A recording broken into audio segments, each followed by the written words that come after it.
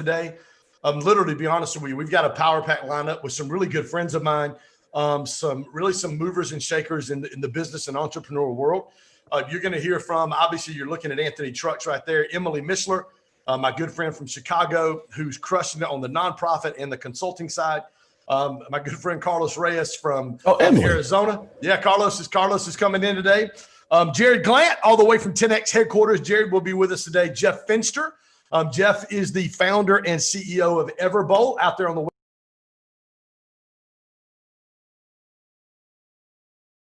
unmute. Stace, did you just mute me? Now you're muted. Jeff Finster, all the way from the West Coast, and then David Meltzer. David is going to be he's going to be one of your favorites for the entire day. Coach Michael Burt will be on with us. And then I will wrap it up today. So listen, want to welcome you each speaker today, guys. If you'll grab a paper and a pen, my Mont Blanc is ready to roll today. We're going to talk about finishing fierce.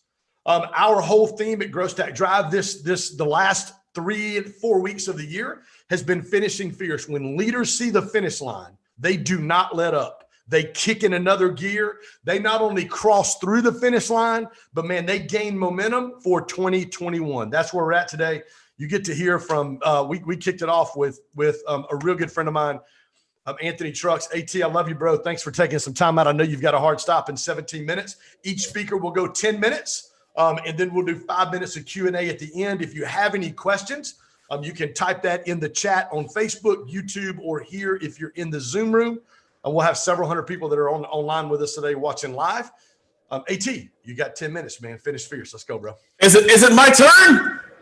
It is your turn, bro. Hey. Good morning, everybody. So I'm all jacked up on Mountain Dew. Not really, it's on Greek yogurt. But today we're talking about finishing fierce. I like this. I asked Ken, hey, Ken, just like 2 days ago, what exactly am I talking about? I asked him, and I was like, oh, that's great stuff. So good morning to you wherever you're at in the world. I'm excited that you are here right now, taking a little bit of time to actually make yourself better. I'm excited to get to kick this whole thing off. And here's what I'm going to do. I want to implant in you a very different filter of how you're about to see all the information coming. It's going to be a lot of people speaking to you, a lot of people talking to you. And I want to make sure you don't miss out on this one thing the 1%ers actually do. First thing they do is they take notes. So when Ken said get paper out, take notes. Just putting it down on paper separates things. Then 2, I want you to separate this perspective.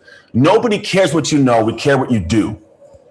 Repeat this. Nobody cares what you know, man. I care about what you do. Your future cares about what you do. Your wife, your kids, your dreams, they care about what you're doing. So we talk about this finishing fierce perspective. It's not about having this I'm going to finish kind of good. It's like finishing genuinely fierce. Think about what that name and that word actually stands for. When I heard that, I was like, oh, great choice of words, Ken, man, because fierce is not kind of okay, if I look at fierce, I'm thinking you would describe fierce as a mama bear protecting her baby cub, right? You have fierce be this word that's a violent kind of word in how you pursue things. So when I hear this word fierce, my perspective of this wasn't just oh, I'm going to finish okay. It's how can I talk to people today and have you finish fierce? And my thing isn't always going to be about motivation. I feel super inspired because after this, I'm going to be on with some high-level people training. So I'm already juiced up, man. You guys get the extra pieces. But here's what I want you to do. I want you to think about taking on the next stage of your life the hard way. I'm going to teach this real quick. It's a teaching, but also a lesson to grab.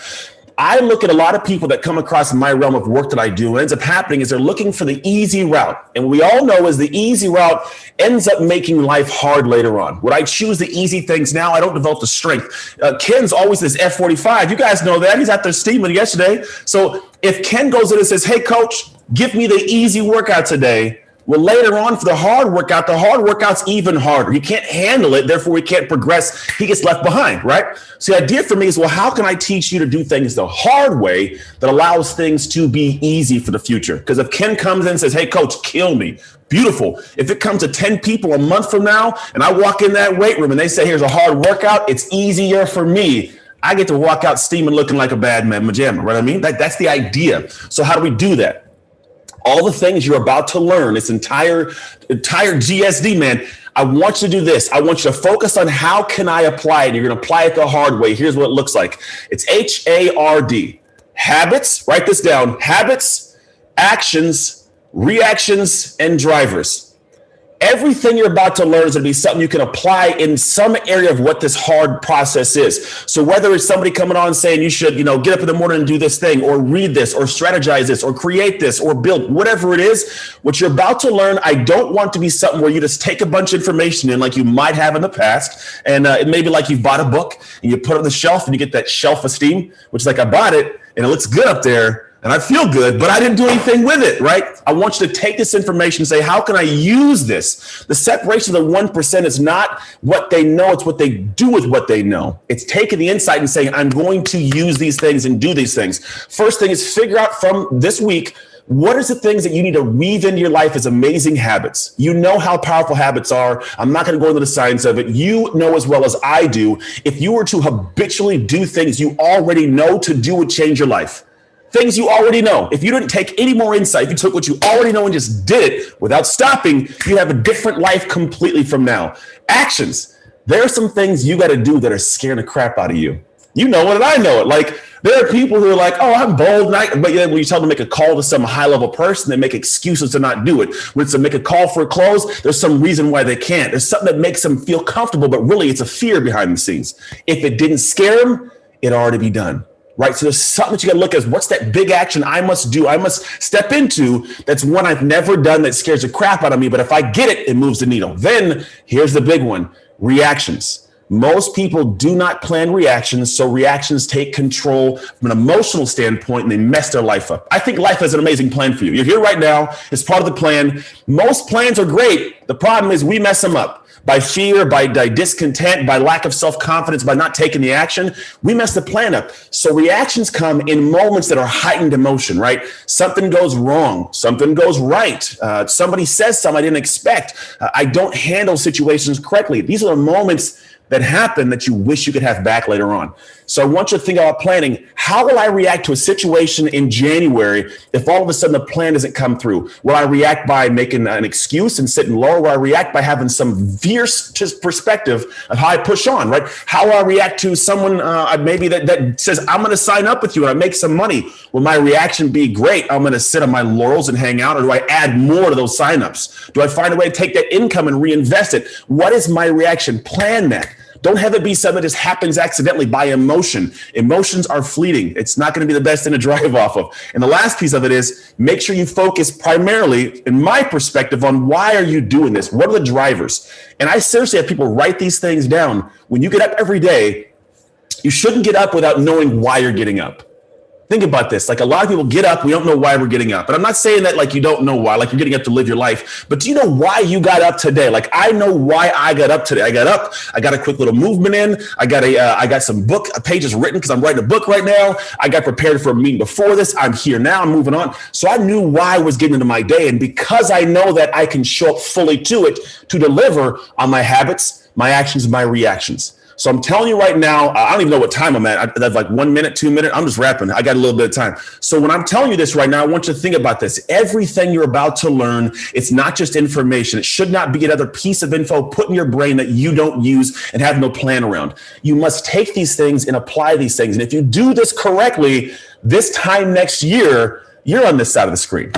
It's that simple. Like this time next year, you're on a stage when the world opens back up. You're the one that people are seeking out. And it's not that anybody is different. None of us are special. We just chose to do things the hard way so our life could be easier later on. So that's my heart for you guys today. Ken, I have no idea how much time I took. I should have put a timer up, but I pray this hits you guys' heart well. I pray you guys continue learning this entire time with all these amazing speakers that I'm honored to be part of a group with that are going to give you some insight to change your life. But again, it doesn't matter what you know. I don't care what you know. I only care about what you do.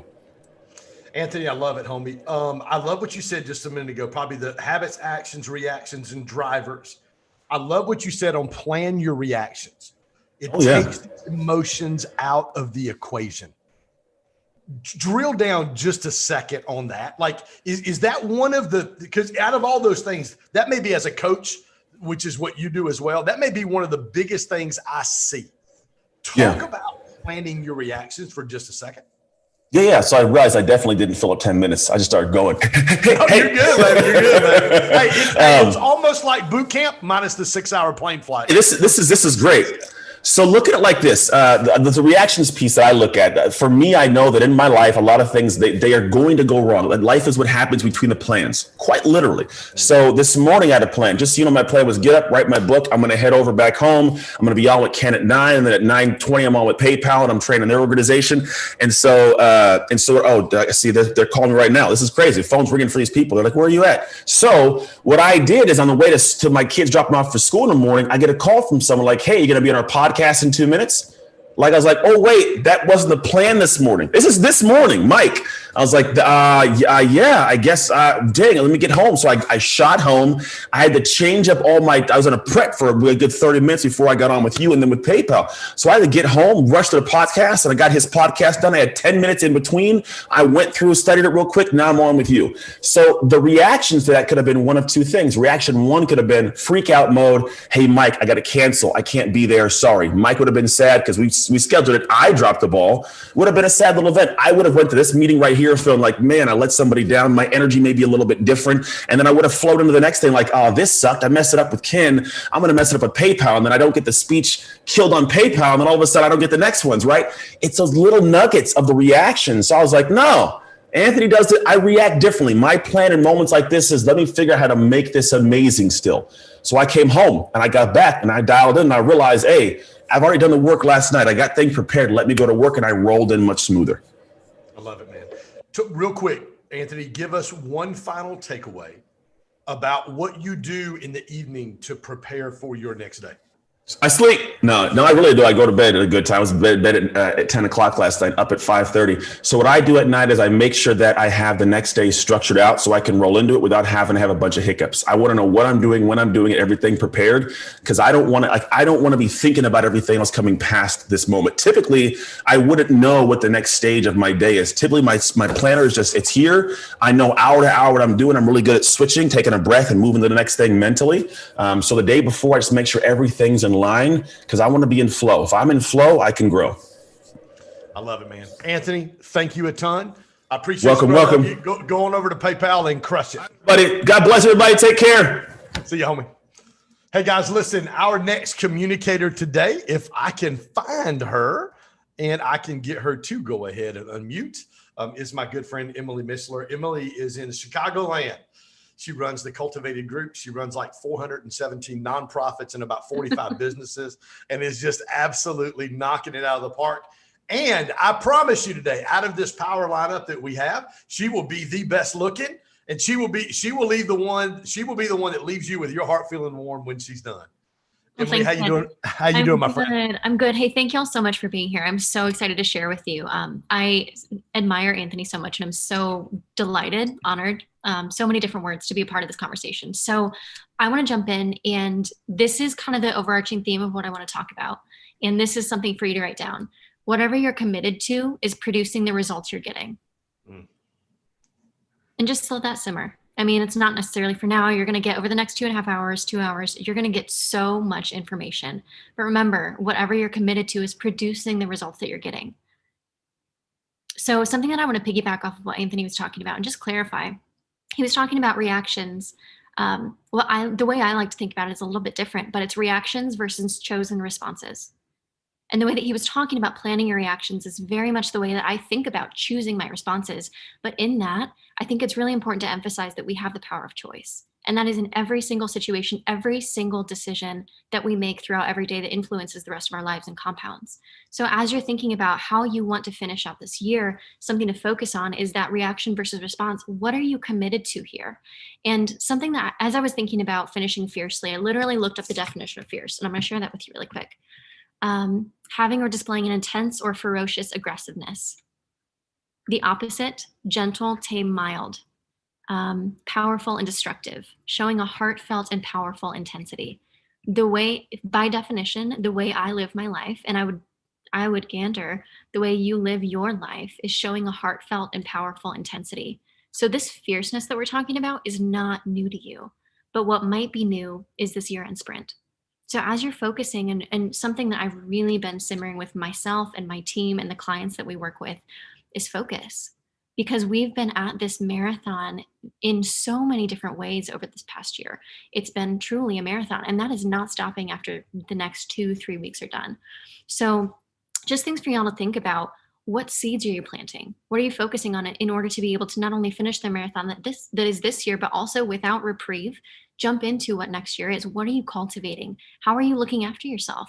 How is that a part of the conversation that you're planning for? What are you focusing on truly so that you can be positioning yourself to truly succeed as not only we wrap up this year in the best way humanly possible, but also as we activate next year? What are you choosing to respond to? How are you reacting? What can you temper? How can you put on the gas, but also give yourself space to breathe? Something that we've really been talking about with my team is life is both an inhale and an exhale. The next couple weeks are going to require you to be hyper focused as we finish out this bit of the sprint that is the marathon, not only of this year, but also of the longevity of your business. It might be a 40-year marathon. How are you making sure that you're getting reprieve and you're also inhaling as you're continuing to spend energy and exhale along the way? I'm a big runner. I've run one full marathon, but something that was really interesting is that I didn't train for it. The most that I ran up until that point was 6 miles. And it's not that I am like exactly like Anthony is saying, it's not that I am any different from any of you folks. I'm really incredibly grateful for my health. And I wouldn't advise anybody do that without without properly planning for it first. But as you're thinking about that and as you're leaning into it, truly mind over matter is key as we wrap up this year, and what you're choosing to focus on and what you're committed to, because that's producing the results, that's also producing what you're seeing. So making sure that as you're finishing out the rest of not only this year and really finishing strong and looking towards the future, as you are planting seeds for the kind of impact that you want to have in this world through your life and through your business and through your family, make sure that what you're focusing on matters and that you let all the BS fall away like butter, because it can. And if you're committed to ease and you're committed to solution oriented problem solving, or what the way we like to call problem solving is solution illumination, it just creates a lot of a different kind of conversation, which creates a different environment for you to thrive in. So I think I also was under about that 10-minute mark, but those were a lot of the high level points. And I'd love if y'all have any questions or if there's anything I can share. I know my communication style is very different from what you'll see the rest of the day. And I think having that kind of having the balance and having the contrast can be really valuable. I mean, I might appear gentle, but I got a big stick, you know? And I think it's really important to lean into the value in that contrast and the value in diversity. I love it, girl. Two things I'd love to ask you questions on. One thing you said that's probably I had two huge takeaways. Number one, you talked about we have the power of choice. Unpack that just a little bit for our audience today. Like how important is that? And you mentioned, you kind of piggybacked off what Anthony said just a minute ago. How important is that for us to understand?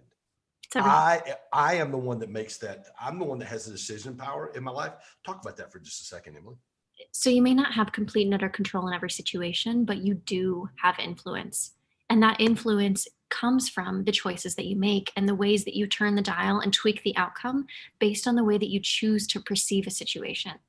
So when it comes to the way that you view and perceive your role in your life or your business, or this is very much personal and professional development in one, same thing with business decisions. You can look at something, it's kind of the same illustration. You walk out of a movie and the person next to you, it's the worst movie they've ever seen, and you think it's the funniest movie you've ever seen.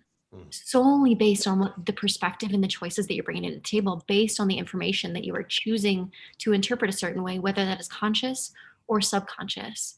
So what my ask of you is to hold yourself accountable, to consciously make decisions that influence your life and the lives of those around you for the better. Because it's through those minute choices that sometimes, I mean, it's the difference between holding the door open for somebody and not. Sometimes it's a millisecond, sometimes it's 5 seconds, but you can actually reprogram habits physiologically. You can reprogram yourself to be able to be more optimistic. And it's not that everyone needs to be that way, because just like I said about diversity of communication style, diversity of thought is also really important. Diversity of perspective is also really important. But the fact of the matter is we're closing out one of the most turbulent years in many ways we've ever seen. And that requires you to be really focused and holding yourself accountable for the kind of outcome that you want to have. And those choices influence that outcome. Emily, let me ask you a question. You said the diversity of thought is super important. in our culture and climate in America, and this may not necessarily be an entrepreneur business question, but in our culture in America today, how important is it for us to understand that we do need diversity in thought, even though we may not agree? Talk about that. I'm trying to think of a quick illustration that'll be more effective than me trying to use a lot of words, but I don't think it's going to work. So it's tough, especially right now, because polarity is such a huge part of the conversation. I mean, you're this or that. Seems to be no room for middle ground, right? But with that, what I found is that the learning happens through the understanding and appreciation and observation of contrast. So to be able to see one thing on one hand and appreciate it for what it is, whether you agree with it or not, and the same thing on the other hand, and find the sliver of truth in the middle, that tends to be the most not only solution-oriented approach, but also the most comprehensive learning approach for you and those that you're serving and those that are also involved in that part of the conversation. So it's tough because it is so polarized, and we can politicize this, we cannot, I'd rather not. But I think really leaning into understanding that you learning something that is totally the opposite side of the pendulum swing only enhances your understanding of the other, because you are shown contrast, and that further solidifies the understanding of from here to here. I love it. We've got a couple questions for you. Number one, how do you avoid being overwhelmed as an entrepreneur? Break it down. I actually meant to talk. I'm so glad you asked this, whoever this was. So going back to my marathon illustration, every mile over 6 was more than I had ever run in my entire life. And I literally didn't know that it was possible. And it could have been one of the dumbest things I've ever done, but it turns out it wasn't. And I think when we're taking risks and when we're making big choices that scare us, and when we're truly leaning into furthering the potential that is the fullest expression of who we are meant to be on this planet, it's gonna scare the shit out of you. And if it feels right and simultaneously scares you, that's the magic sauce. So breaking it down 1 mile marker after another. I mean, don't worry about focusing for the entirety of the sprint. Don't worry about focusing on that finish line unless that's your sole motivating factor, in which case, get moving. But break it down based on each mile marker. There's a reason why every single mile of this 26.2 is marked during a marathon, because it's encouraging. Exactly, Tim. It is incremental, not monumental. And that doesn't mean get bogged down in the small stuff, but really truly celebrate the growth along the way. And that will influence your own ability to perceive how far you've already come and appreciate, and also fuel your movement with momentum that's fueled by passion and vigor. One more question that we had too was, can you explain inhale and exhale further? Yeah, so I am equally extroverted and introverted, and this is just a way that I think y'all understand it. So what I found is that when I am in social situations, I need to really temper that. Like for me to go to a meet and greet every single day would completely exhaust me. That is an exhale. I am pouring into other people. I am spending and investing my energy in ways that honor both me and the other person. But that automatically, when I have breathed everything out, and I typically don't allow myself to get to that point because I know that I can't fill anybody else up from an empty cup, nor is that honoring my best self, right? Nor is that honoring the experience I want to have. So I give relentlessly, and I relentlessly pursue generosity. Relentlessly, but not at the expense of the bigger mission, knowing that that's going on and that North Star is going on in the back of my mind. So that is an example of an exhale. An inhale for me, and this is just me personally, but you can apply it in any way you want and just something to reflect upon. An inhale for me is making sure that I buffer time so that I'm not on Zoom calls for 9 hours a day without any kind of break. You know, it's me showing myself kindness, me understanding what my needs are and implementing boundaries in order to be able to make that possible while also continuing to pursue that relentless generosity. I love it. So it's making sure your cup's full too, because you matter. I love it. I love it. Absolutely love it. Every time we get around, or every time we connect, whether it be on podcasts, whether it be live at our boot camp, or here today on our virtual summit, man, you always bring it at a super high level. I'm super grateful for you. And like I said, you will be by far the best looking guest that we have on our virtual summit today. I don't know, Ken. You're giving me a run for my money. Yeah, whatever. Whatever. See, there she talks about, would you say you're fierce in your generosity or your encouragement just a minute ago? Best way for people to get in touch with you. Talk real quick about your children's books that you have. Yeah. So we actually just launched and published our 4th book. So a lot of the stuff we talked about today is Do you actually have one right there? Yeah. This is the 4th. So we have a character who runs all over the world. Well, technically she flies all over the world, learning different lessons. A lot of what I'm talking about, we're infusing in children and planting seeds for the future we wish to see, because for us, that's our mantra. That's what it's all about. So if you want to check those out, they're on Amazon or the website. The character is called Esme the Curious Cat, as are the books. My company is called The Cultivated Group. All we do is impact-based consulting. Would love to chat further if y'all are curious. Find us on social at The Cultivated Group, or thecultivatedgroup.co is our website. And if you want to reach out to me, please feel free. My social is just at Emily Mishler. But it's great to meet you all. Thank you so much for having me, Ken. And everybody take care. I'm cheering you on. No, I'm cheering you on. Girl, I appreciate you a ton. Hey guys, listen, hats off to Emily, did a phenomenal job. Listen, I've got about 10 minutes and then I'd love some Q&A. We've got a ton of people on live on Facebook, here on our Zoom call, as well as our YouTube channel. If you've got any questions, I'd love for you to type those in. Even if you have questions for Emily, or if you have questions for Anthony, we can still text and ask those kind of questions as we go about. I want to talk about finishing fierce in 3 areas. And our Grow Stack Drive family is going to know exactly where I'm going today.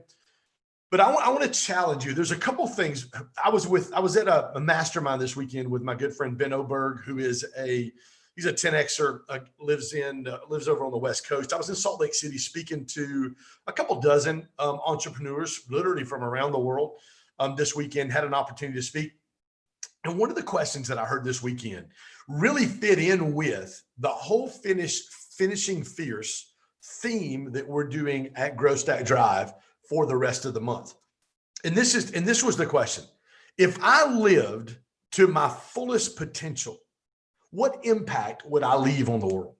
If I were living up to my fullest potential right now, what impact would I leave on the world? And so as I've been processing through that now for about 3 or 4 days, I even asked our GSD family, I asked my team on the real estate side, our Grow Stack Drive team, what does that look like for you? Like if Ken Jocelyn is living to his fullest potential, Dre, Allison Gondek, Ashley, Brent Roberts, Chase Riley, Dre, Aiden, Elizabeth, Greg, all the people that are on this call, Jeff Finster, Logan Hendrick, Renato, Sam Roberts, if you're living to your fullest potential, what impact, positive impact, could you or would you have on the world? And so I believe there's 3 things that we can do in order to realize that full potential. Number 1, it starts in 2020 by finishing fierce. When leaders see the finish line, they do not let up. When leaders see the finish line, there is something that kicks in. I don't know. I shared this at the very beginning for those of you guys that weren't on here. I thought Anthony was going to come out of his chair, right? He looked like he was in the tunnel for the Pittsburgh Steelers about to come out on a Sunday for a game day, or Oregon Ducks where he played college football. Literally, when leaders see the finish line, guys, there is something innate on the inside of them that kicks it into another gear.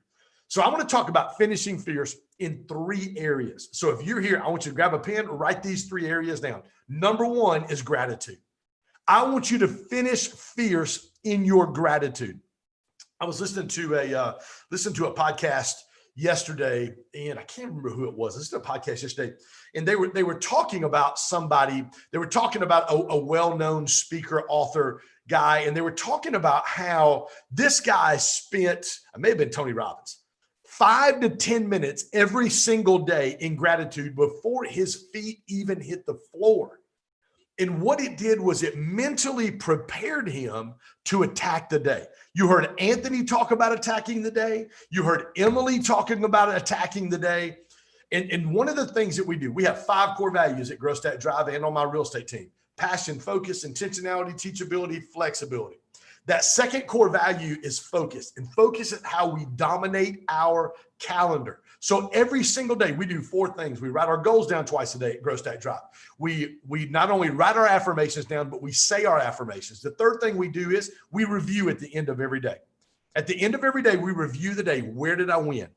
Where did I win? Where's a win in my life? Second thing I do is I go, okay, how can I improve today? It's just 1% better day over day over day. And then the third thing we do is we look at the next day. What does my schedule look like? What does my calendar look like? How can I go into tomorrow? And Anthony said it earlier. How can I go in and dominate my day tomorrow? It all starts with gratitude. If I want to finish fierce in 2020, I have got to finish fierce in my gratitude. I've got to finish fierce in my gratitude. And listen, it's not enough. And I've said this now for about a week or so to our Grow Stack Drive community. It's not enough for you just to be grateful for people. Here's what I want to encourage you. In the chat right here on YouTube, Facebook, or in the chat room right here, I want you to type the name of 1 or 2 people that you're grateful for. Go ahead, light it up right now. 1 or 2 people that you're grateful for. And here's what I want you to do. I want you to take these 1 or 2 people that you are grateful for. And I don't want you just to be grateful for them, but I want you to express your gratitude towards them. I want you to express, Dre, I see that. So we got 25, 30 people in this chat room right now, 1 or 2 people that you're grateful for. And here's what I want you to do. It's not enough for us just to be grateful. It's not enough for us to express gratitude or really take gratitude and use it as an affirmation to get us ready for the day, but we need to express that gratitude. When you express that gratitude, it not only fills the tank of the other individual, it encourages them. We know if you've been around Grow Stack Drive longer than 5 minutes, to encourage someone literally means to add courage to. It's like you're taking courage from yourself and you're imparting it into the individual. The suicide rates between Thanksgiving and Christmas, the suicide rates between Thanksgiving and Christmas are equal to all of the other 11 months of the year combined. People need your gratitude more than anything else, and more than any other time of the year. Now's the time of the year that they need your gratitude. It's not good enough for us just to be grateful for somebody. We need to express that gratitude to other people. I'm telling you, it makes a difference in ways that you can't even imagine. If gratitude doesn't come natural to you, the more that you practice gratitude, the more that it does become natural to you. Second thing is, number 1, you want to finish fierce in 2020, finish fierce, be fierce in your gratitude. Number 2, be fierce in your generosity. Be fierce in your generosity. And listen, generosity doesn't always have to do with money, but when it is tied to money, it really is tied to your heart. So why do I have such a passion to teach entrepreneurs? Why do I have guys like Carlos and Emily and Anthony Trucks and David Meltzer and Coach Burt and Jeff Finster and Jerry Glant and Nate May coming on here today? Because you need to be able, listen, you can't be generous financially with other people or in a nonprofit or in ministry or church or whatever it is you want to be generous with. You can't be generous if you're concerned about how to pay your light bill. I walked into a Waffle House a year ago. I just started I'm down almost 50 pounds. I just started my journey to lose 66 pounds. Played basketball with some friends of mine. That's right, Dre. We was hooping. About 11:30 at night, walked into Waffle House, got scrambled eggs and bacon. It was straight up protein meal. Walked into Waffle House. There was a server there. It was empty. It was about 11:30 at night. Server there. About halfway through my meal, a guy walked in with 3 kids. Dropped the 3 kids off and left. I walked up, tipped her, and I always tip well. Listen, number 1, if you're an entrepreneur and you live a generous life, you're going to tip well. Even if somebody doesn't take care of you well, still tip well. Encourage them. You have no idea what's going on in their life and no idea what your encouragement can do in their life. So finish fierce in your generosity. Walked up, paid my bill, $8, left her $20. Like I gave her $20, like $12 tip. And I said, hey, was that your husband dropping off your kids? And she goes, no. She goes, my husband passed away 1 month ago, and all he left me with these 3 kids. That's a friend of mine who watches my kids while I work. And I was sitting there, and I don't normally have a lot of cash on me. I think I had like $240 in 20s that night. And I just really felt like the Lord spoke to me and said, you need to bless her and let her know that I have not forgot her. So I'm a little ghetto. I've got like a wallet with like hair. I have 4 daughters. So pink hair ties, black hair ties. Like that's my wallet. Like my credit cards and my money, like wrapped up in a hair tie. Dre, I see you laughing at me, bro. And so I took the money out and it was about $240 and I fanned it, just kind of lightly fanned it in front of the cash register. And I looked her in the eye and said, hey, listen, I'm not here by accident. I want you to know that God loves you. And he told me to tell you, he hasn't forgot you. And I slid that 240. This was a week before school started. So it was like August of last year. Slid that money across the table and she just began to weep. And she said, can I hug you? And I said, yeah, if you want me to pray for you. So she came around the counter. She gathered her 3 sons there. And I was able to pray for her whole family.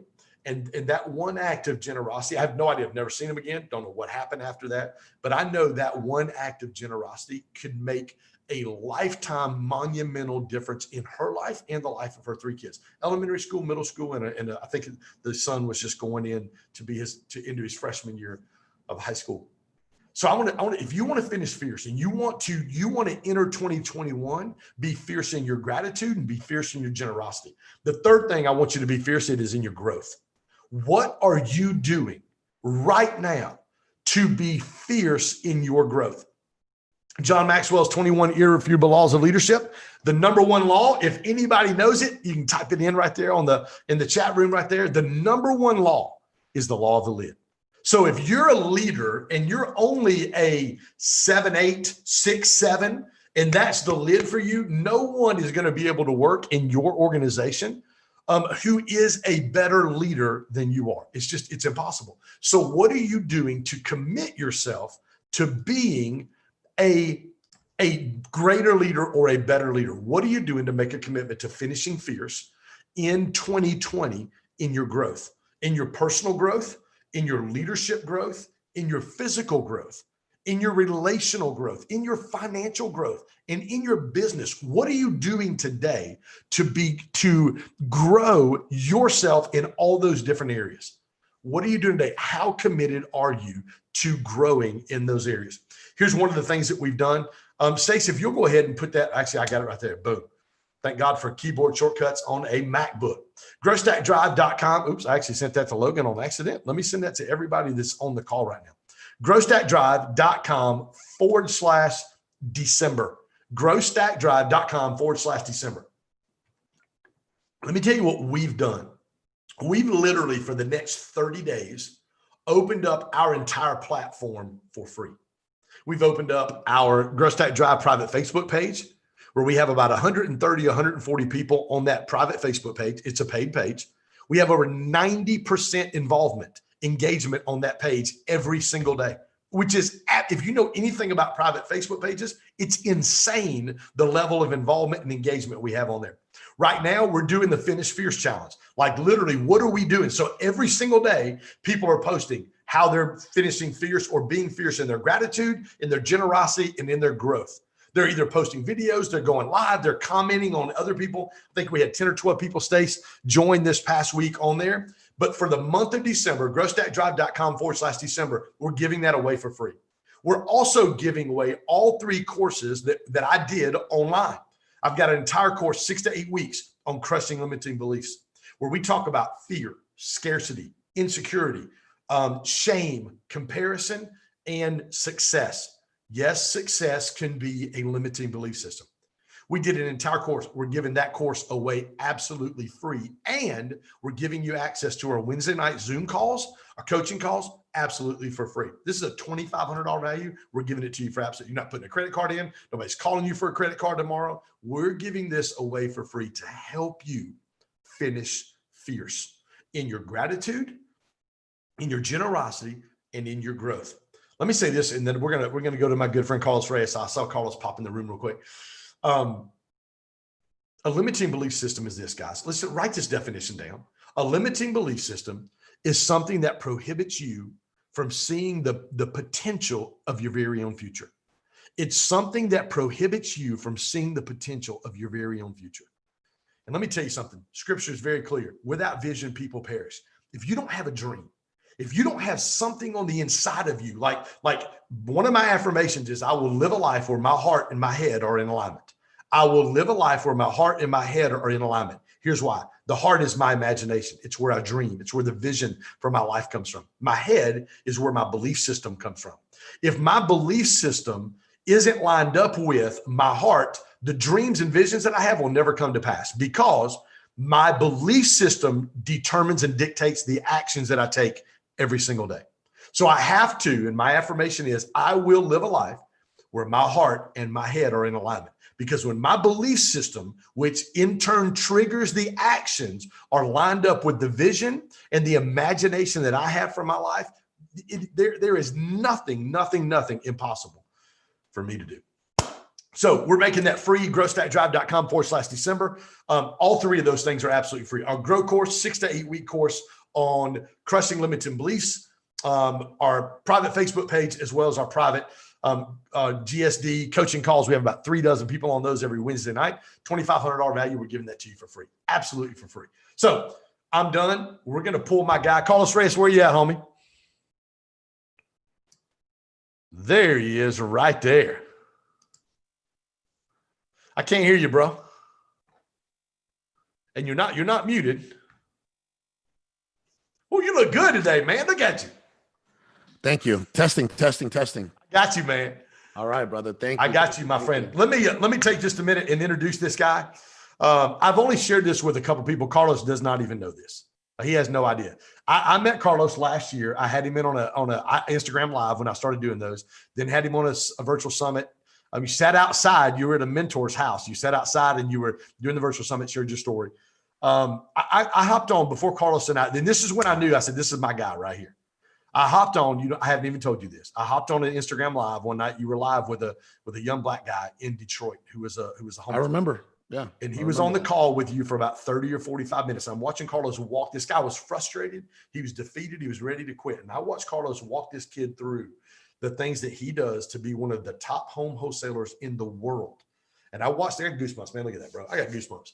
Watching him walk this through, and this is what he did. At the very end of the call, Carlos goes, "Here's my personal cell phone. I want you to call me in a week, and I want to stay in contact, and I want to help you be successful." When I saw you do that, homie, I said, "Man, dude, I got goosebumps all over my daggone arms." When you did that, I said, "Man, this is my tribe right here. This is a guy that I want to take the journey with." Because with all the success and all the limelight and all the conferences and places that you're speaking at, for you to do that when you knew no one was watching meant more to me than anything you've done, buddy. Thank you, brother. We have to continue to serve without, any expectation, right? Serve from the heart. I love people, man. I love people because you know my upbringing, and I was born in the red, right? I was born in the negative for sure. And that's something that I'm going to talk about today. Is I see a lot of people, man. I see a gentleman, man. He's literally at his 9-to-5 job. He's grinding and he's listening to you. Look, he's taking care of a customer out there, changing a tire out. Crazy Jer Tucker. That's my boy Jerry Tucker. Yes, sir. You see, brother, like that's the stuff that just continues to push me forward, to serve people, right? Because of individuals like him, I can resonate with so many people on so many different levels. Why? Because I've been through a lot. God has put me through every single thing that you can think of, so I can actually be able to help people from experience, not from some bullshit I read in a book. You know what I mean? From experience. And don't get me wrong, I actually wrote my own book last year, right? And this is, by the way, guys, The Hidden Messages in Water. This is one of my favorite books in the world. The Hidden Messages in Water. It's a very easy read. All right. It talks about the power of words and emotions and how they have an effect on us, because we are beings of water. We are, 70% of our, right? 70% of our composite here is water. We are creatures of water. 70% of us are water.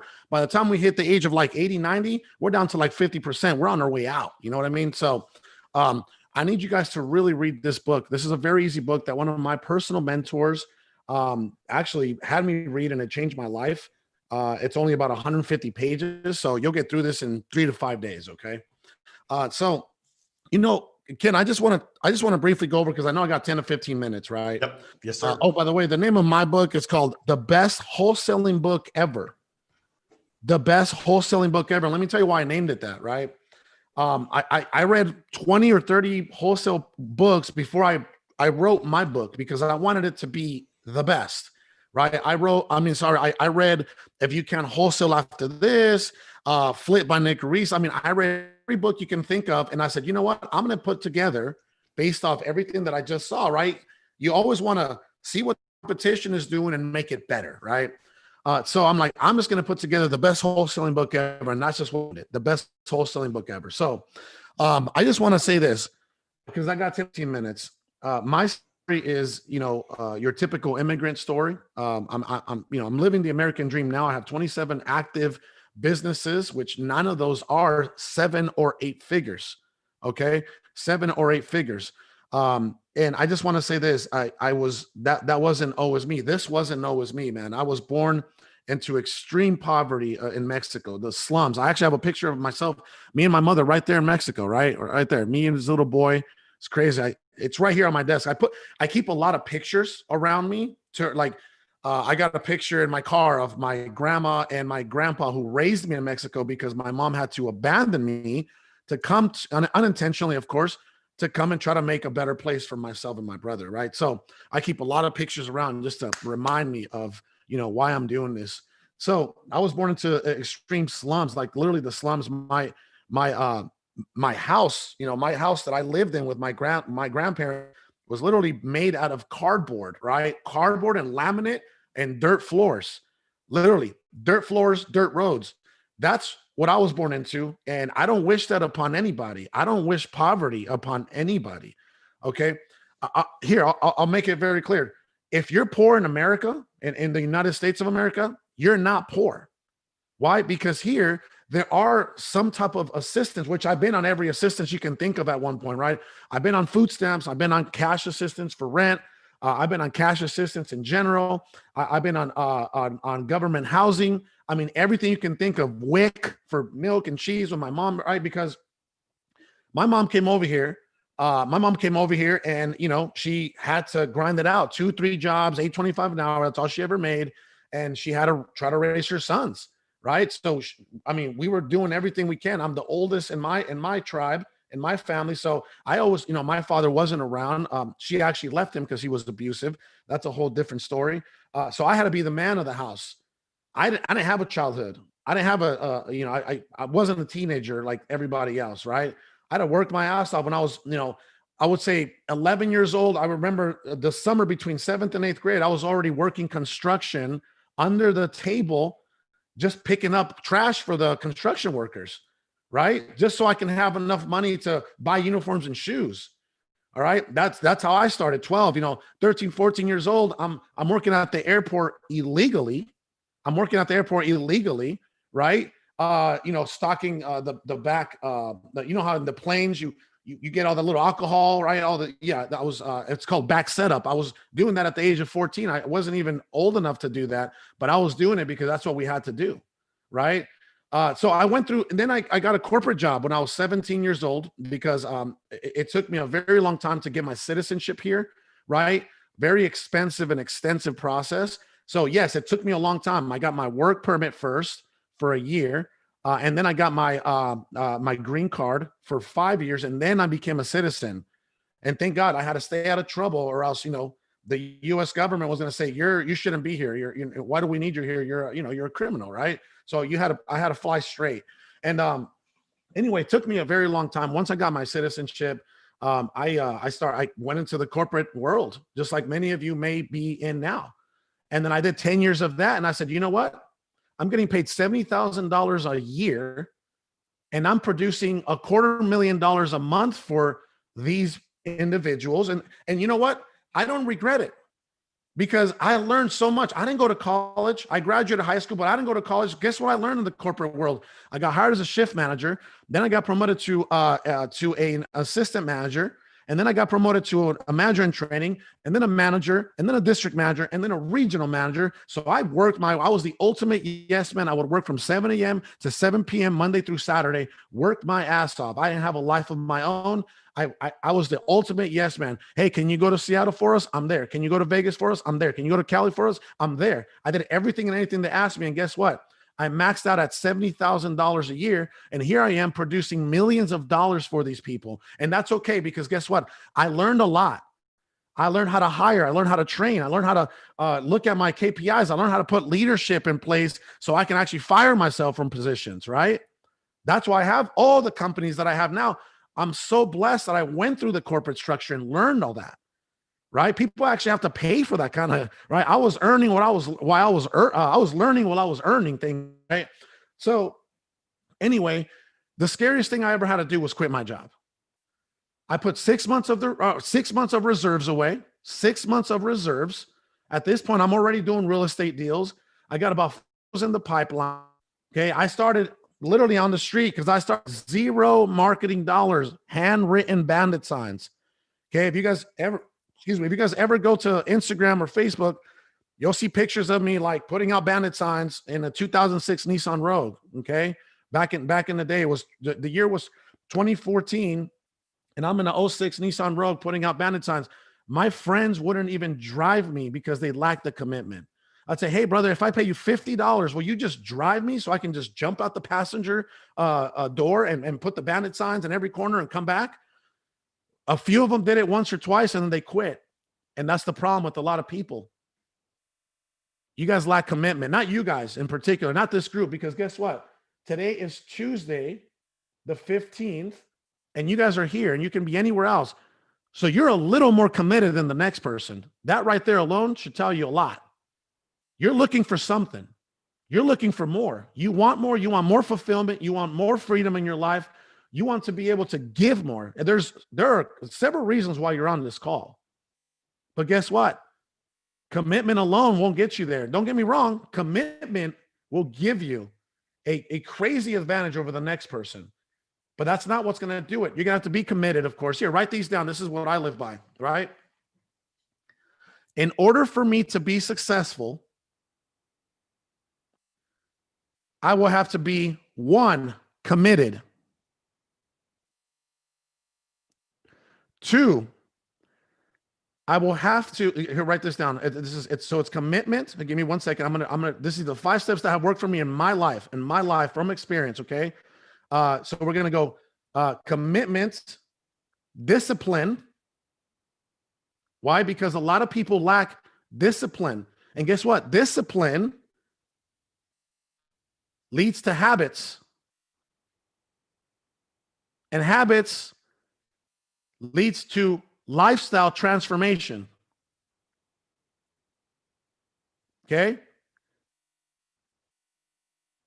And you're going to have to, here, write this down too. All right. In order for me to be massively successful,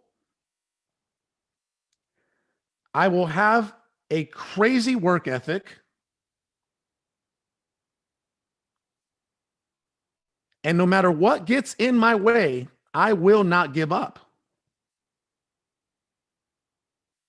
Because guess what? The universe, people, circumstances, distractions, justifications, excuses, all of that will get in your way. All of that's going to get in your way. Oh, I'm too tired from my 9-to-5 job. Guess what? What I did was I made a sacrifice. I told my boss, my vice president, I said, hey, I can no longer work from 7 a.m. to 7 p.m. I could only give you 7 a.m. to 3 p.m. They're like, what's going on? 10 years later, why are you doing this? You're a regional manager. You got all these people and all these branches under you. Why are you taking a demotion? I said, because you know what, Jill, her name was Jill. I said, with all due respect, I've given you guys a lot. And now it's time for me to start working on leaving this job. And I'm just being 100% transparent with you, because if that doesn't work for you, let me know. And I will totally accept that. You know, I will accept the fact that this doesn't work for you. And they said, you know what? Give us 1 more year. I said, okay, I'll give you 1 more year. And that's what I did. I went from 7 a.m. to 7 p.m. to working 7 a.m. to 3 p.m. And from 3 p.m. until my energy and my eyes just shut, I was working on leaving that job. I was networking. I was trying different avenues of, different vehicles that were going to get me to leave this job, right? Real estate, selling clothes, flipping cars. I mean, everything you can think of. Well, guess what? I was trying different things. One of them finally hit, and that was real estate. And yeah, I'm the guy that got extremely, thank God, right? Really blessed. I'm the guy that got extremely rich off real estate. And I came in with absolutely no money. I'm one of those few rare cases. Look me up. I personally have trained and mentored thousands, not hundreds, thousands of seven-figure real estate entrepreneurs in the last 3 years, all the way from LA to Florida, up to New York and New Jersey, down to Seattle.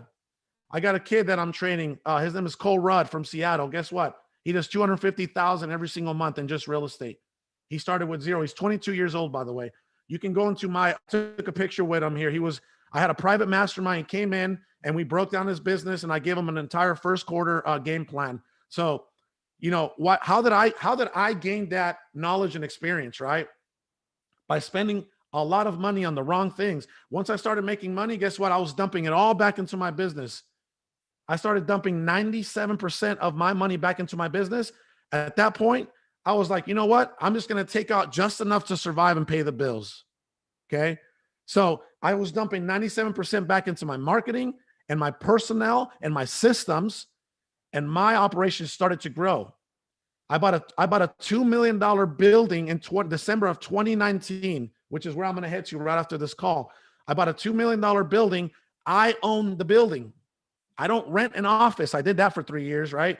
I own my building. I got tired of paying rent, $5K a month in rent. I'm paying like $13,000 a mortgage, commercial mortgage now for my building. But again, I started with zero, guys. You guys are already way ahead of me, way ahead of me. All it's going to take is some commitment, no excuses. Oh, I need to watch the kids. No, you guys got to have that talk with your spouses and say, hey, honey, you might not see me here for the next 12 to 36 months. Why? What are you doing? Well, I'm going to actually try to really put my life on the line for us, because that's what it's going to take for me to break my generational curses. That's what it's going to take for us to not live paycheck to paycheck. That's what it's going to take for us to be able to take dream vacations. That's what it's going to take for us to buy our dream homes. That's what it's going to take for us to drive our dream cars. That's what it's going to take for us to have some security in the bank. That's what it's going to take for us to build some wealth, long-term assets. Are you willing to fucking risk your life for that? I did. I still do. I just got off Klonopin. These are stress and anxiety pills, 3 months ago. Praise the Lord, right? Because I put a year worth of tools and systems for myself on my self-care, meditation, right? I hire I pay over 10 grand a month in just personal development coaches. Me. That's right. Not only do I pay for myself, but I pay for my 8-year-old twice. She has 2 sessions a week. And I pay for my wife 2 sessions a week, because the last thing that I want her to do is continue to scale the way I'm scaling and leave my family behind. So yes, that's going to take a lot of commitment from you guys. No more bullshit. No more like, oh, I'm too tired. I'm going to go watch the football game tonight. No, all that, guys, I stopped working out at one point. Okay. For 3 years, this is what I did. Relationships, friendships, and they all started to hate me at one point. Now they love me, right? Because I'm very generous now, like he was saying, right? If they need anything, I'm there, right? Relationships, friendships, hobbies, the lifestyle you have. If it's not getting it done right now, guess what? Nothing changes if nothing changes. That's something you guys should definitely write down. Nothing changes if nothing changes. Carlos, and the time is now. Carlos, let me ask you a question. Because I remember when we first connected and you talked about, the one story that's always embedded in my mind is when you guys got evicted and you slept on a couch under a tree for a weekend. Yep, that was in California.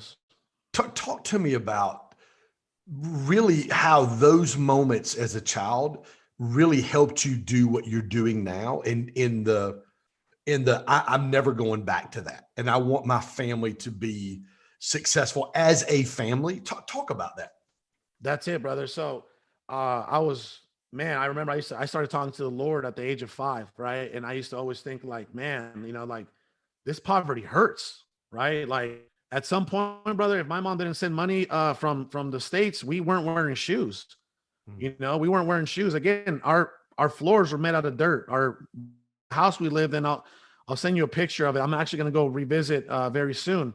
It was about 350 square foot that my brother, myself, my grandma, my grandpa, we shared that. And guess what? In a little corner, my grandfather put a little square of cement block, right, with a little drain, so we can actually take showers there. And we had a bucket.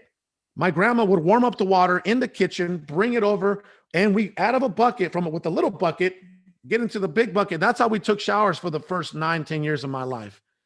Right? She had a washing board in the back, and we had a back house where we used to go use the restroom there. We used to hang our clothes, right, from lines with little wooden things, or clothes hangers. Close, right? So at one point I said, Lord, I know that my adulthood is going to be heaven because of everything that I'm going through right now. I always thought that, bro. I always thought that. I'm like, when I'm an adult, I'm going to be so successful because I am in the totally opposite side right now. I'm in the red. Like, I had to climb my way up through pretty much a hole, So it's a lot harder for somebody like myself than a lot of the folks here. So one of the things you said, Carlos, was you said, don't give up. And you've had some extremely difficult situations, your mom, your brother, some of the other things that you've shared with me, some of the other things that you've shared online. What's the thing inside you that doesn't, when you have extreme moments that are super difficult for you, what's the driver in you that doesn't let you give up, man? Honestly, brother, my why. My why, it's bigger than me. My why was bigger than me, and our why will change as we continue to grow. Our why will change. My initial why was my family. Seeing my mother suffer 2-3 jobs, right? I mean, living the way we were living, my why was like, you know what? One day I'm gonna make enough money so I can actually help my family in the right way, so we can have enough, right? Mm-hmm. That was my initial why. Your why continues to change, and then it's like, all right, I'm gonna have enough money one day. I'm gonna be successful to the point where I can retire my mother. That happened in 2017, right? I retired my wife first, and then I retired her, right? And then again, my wife kept changing. You know what? I'm gonna leave a legacy for my kids. I'm gonna break the generational curses in every way. I'm not gonna be a piece of shit father. I'm not gonna leave them poverty for them to have to climb out of generational curses. Boom, my why changed. Done. Right. Then Jared's trying to get in, and then my next why was, you know what? I'm going to serve people to the highest level. I'm going to impact some lives. Boom, that's being done now, right? And I'll say this is the last thing I'll give these folks before I head out to my office. I want you guys to write the 3 phases of an entrepreneur. The 3 phases of an entrepreneur. 1, survival. We're trying to do in the survival mode. We're just trying to survive. We're just trying to make enough money. We're just trying to create business that's going to sustain us. Survival. Number 2, status. Once you get out of that survival, I was there, by the way. I bought my Royce in 2018. I bought like really nice watches and houses, and you're pounding your chest. You're like, I made it. Look at me, guys. Status. Number 3, where I'm at, is my favorite by far. Servitude. At some point, you're like, Lord, my cup is overfilled, and it's time for me to serve others. That right there, I mean, that will catapult you to a level that you just don't understand. Not yet, or maybe you do, God willing, right? But once you start helping other people achieve their goals, I don't know what it is about whatever God sends you. Thank you, Lynn. Thank you. Love you, by the way. Thank you. I don't know what it is about helping people achieve their goals. I just continue to climb. Next thing you know, I'm on the Frisella podcast. Next thing you know, I'm speaking at the Live Stage next to Eric and Joe Marion. Joe Marion is worth $1 million, right? I'm speaking next to a few billionaires and a few, $500 to $1 billion. I'm like, what the hell? I'm a poor kid from Mexico. And then they brought me on the Thrive stage. The only bigger stage than that is the 10X stage. And you got to actually, a lot of people actually have to pay to get on that stage. I didn't have to pay to get on the Thrive stage. I didn't have to pay Andy Frisella $400,000 to get on his podcast. It's just, I'm serving people. I love it, dude. I love it, man. Carlos, So, I love you. by the way, love I you, my want to brother. challenge.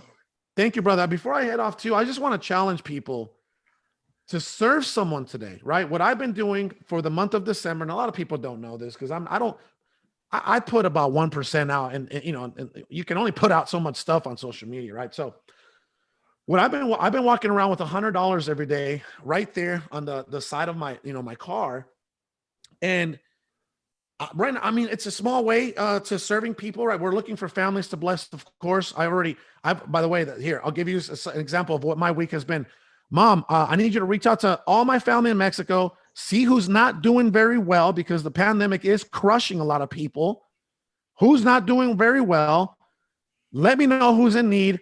Let's send them some money. So I sent 3 family members money yesterday. I got 2 more today. Okay. The other thing that I'm doing is I'm going to bless families. I'm going to bless families. I'm going to reach out to certain people that have, you know, they're like angel Christmas, right? Angels. I'm going to reach out and try to bless them with food, a Christmas tree, and presents under the tree. Okay. The other guys, even if you take out 20, I'm taking out $100 every day. Even if you take out $20 or $10 out in lives and just bless a homeless person today, something that small, you just don't know. You just don't know what that will do for someone else. Serve someone today. If you don't have the money to serve someone today, make a phone call and serve them. Put your heart on the line. Hey, how are you doing? Everything. Is there anything I can serve you with today? Serve someone today. Serve someone every day and watch your world transform. So that's all I have to say, brother. I love you, buddy. I love your heart, man. I'm grateful for you and I to connect, guys. There are a few people that I talk with almost every week. Carlos is one of those guys, and he's helped me over the last year really take it to the next level. And this weekend, I'll tell you what kind of guy he is. I know I got to get Jared on here. I was at that boot camp this weekend, and we were taking a guy who didn't have a car. We're taking him back to his mastermind, Ben Oberg. So we're taking him back to his hotel, and he was talking about End of Yourself's podcast. I listened to this guy, Carlos Reyes. Oh my God, he's so well. I just called Carlos on the phone. Carlos answers the phone and talks to this young cat. And he was blown away that Carlos would spend time with him talking about wholesaling. Always. Brother, that's another thing. Before I leave, I will always treat every single soul on this earth, every human on this earth, the same way. I don't give a shit if you're worth $1, or I don't give a shit if you have negative $500 in your bank account. I'm going to love the same way. I don't give a shit about your status. Well, listen, dude, I love you, man. I love your heart, and I appreciate you being on today. And thank you, guys. God bless you, guys. Scottsdale in a couple of weeks, so I can't wait to connect. I'll be there, brother. Let's do this. I love you, man. Hey, listen, guys. Our next guest is an unbelievable guy, and we've been fortunate to experience a lot of growth in the last 13 months, 13 months since boot camp in Miami. And this guy right here is one of the main reasons that we've been as successful. I see you smiling, Jared Glant. He's been one of the guys that has been he's a main reason why we've been as successful as we have. Him and Uncle G, and literally set me on fire about 13 months ago, and we've taken off. And you see this lineup today. Is all the relationships that I have started down at 10X Bootcamp last October. And Jared, you're a main reason for it. And dude, every time I text or call, you're always there for me. And dude, this guy right here is extremely grateful for you, my friend. I appreciate that. 10 minutes on Finish Fierce, my friend. Yeah. So, first of all, Ken, thanks so much for inviting me on. I don't do a whole lot of this stuff, but there are people, when they ask, I'll do whatever they ask. And you're one of those guys. So I wanted to bring, I think, something that'll be valuable to folks here. When you first said, hey, talk about finishing fierce, I went down this whole mindset mode of like, hey, what are the tricks that you play with yourself so that you finish strong and you don't stop and you don't have these gaps between your wins? And I started thinking with all that.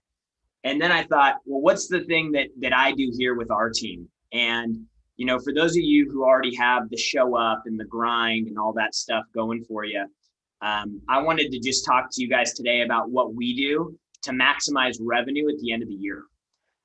Finishing strong for me, if the year is a scoreboard, that means getting every deal done that you possibly can before the clock strikes midnight on December 31st. And so we've developed a few things that we do every year that help us perform at our best when most people start checking out. Now, what's really important is that you have to understand that as you close out the year, a lot of people are distracted. There's family, there's trips, there's travel, there's Christmas, there's Black Friday. There's all these distractions. Ad spend from companies go through the roof. Black Friday is the first day of the year, the first point in the year where a lot of retailers are profitable, if you know the origins of Black Friday. So this is when distractions are on a full court press if you're trying to do deals and make money. And so I want to share with you 3 quick things that you guys can do to whoop up on Santa during the holidays and finish every year stronger than all your counterparts. And hopefully for everybody that's on this call right now, you will finish this year stronger than any other December you've ever had, even though I think it's already the 15th of the month, 14th of the month. So number 1 is you must stiffen discipline on all your activities. Not only do you need to increase your activity, but you need to stiffen the discipline with which you execute. So what does that mean? That means not cutting yourself any slack. That means finding ways to add more time into your day. That means finding ways to making another 25 calls a day.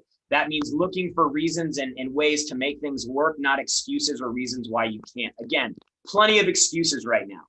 But the advantage that you have is those same excuses, those same reasons, those same distractions are affecting every single person that you compete with. Every competitor that you deal with is in the same boat. Every customer that you're chasing is in the same boat. So you're all in a level playing field right now. All you need to do right now is be a little bit more committed. Find a way to add an hour more of productivity time into your day. Now, this is going to be counterintuitive because a lot of you are thinking, wow, it's the holiday season. Like I need to start, spending time with family. I'm with you. I agree. Family's important. But what's more important is taking care of your family. And that requires that you are successful. And that requires that you maximize every opportunity. And so you need to find ways to add time, create time, and allow for more activity to penetrate into the marketplace. Because right now, activity, high volume of activity, lots of penetration, that's the only way you're going to be able to compete with literally billions of dollars of advertising being spent by some of the largest retailers in the world. Second thing you need to do, if you have a team, if you run a company, management needs to get closer to the revenue, not further away. At the end of the year, you could be saying, hey, we had a great year. You start looking back at everything that happened. Let's plan for next year. Like time for planning passed. You should have been planning months ago. But now what you need to do to maximize the revenue opportunity that you have, again, before the end of the year, is get closer to the revenue. When we went through COVID, one of the things that we put in place was managers got closer to the revenue. So what does that mean for us? That means that salespeople that have been with us for less than 2 years, they no longer are presenting deals, or they're no longer pitching deals. The sales managers pitched all the deals. Todd, our sales director, followed up with every demo after it was completed. And then if they hadn't closed within 24 hours, I called. So we had the president of the company, the director of sales, and in most cases, a sales leader, a sales manager that was pitching the deal on the front end. We wanted to eliminate the possibility of missing deals and missing opportunities. We wanted to squeeze every last drop we possibly could out of the time that we had, because during COVID, we had businesses that were failing left and right. We serve businesses. Y'all see Grant Online. The majority of our revenue comes from the businesses that we sell training contracts to. And so with those businesses falling, we had to make sure that we captured every bit of business that we had the ability to. You're in the fourth quarter of the game. You pull Tom Brady out in the fourth quarter, or do you leave him on the field and you put him in every play? You put him in charge of making every pass. You got to get your A team on the field. Now is when it actually matters the most. And then the third thing that we do every year is we have a strategy that we employ. This will make you money this month. This isn't a concept or an idea that takes time to develop. Like literally, you can make money with this when you get off this call today. So there's 3 ways that we make money at the end of the year that have been a home run for us every year. Starting a new sales cycle, depending on your product, your service, your industry in December can sometimes be a challenge. And going out and trying to compete in a new market or with an unknown public to get their attention, to get them to convert, to get them thinking about doing a deal with you. It's not impossible, but it can be a little more challenging. So what we've done is we've looked at existing business and what we can do with existing business to close out and post good numbers the final month of the year. So the first thing that we do is we offer any existing customer or deals that were actively being pitched in the last 45 days of the year. We offer them discounts for one pay, so we can book all the revenue this year. What that does for us is it gives us a juice of revenue.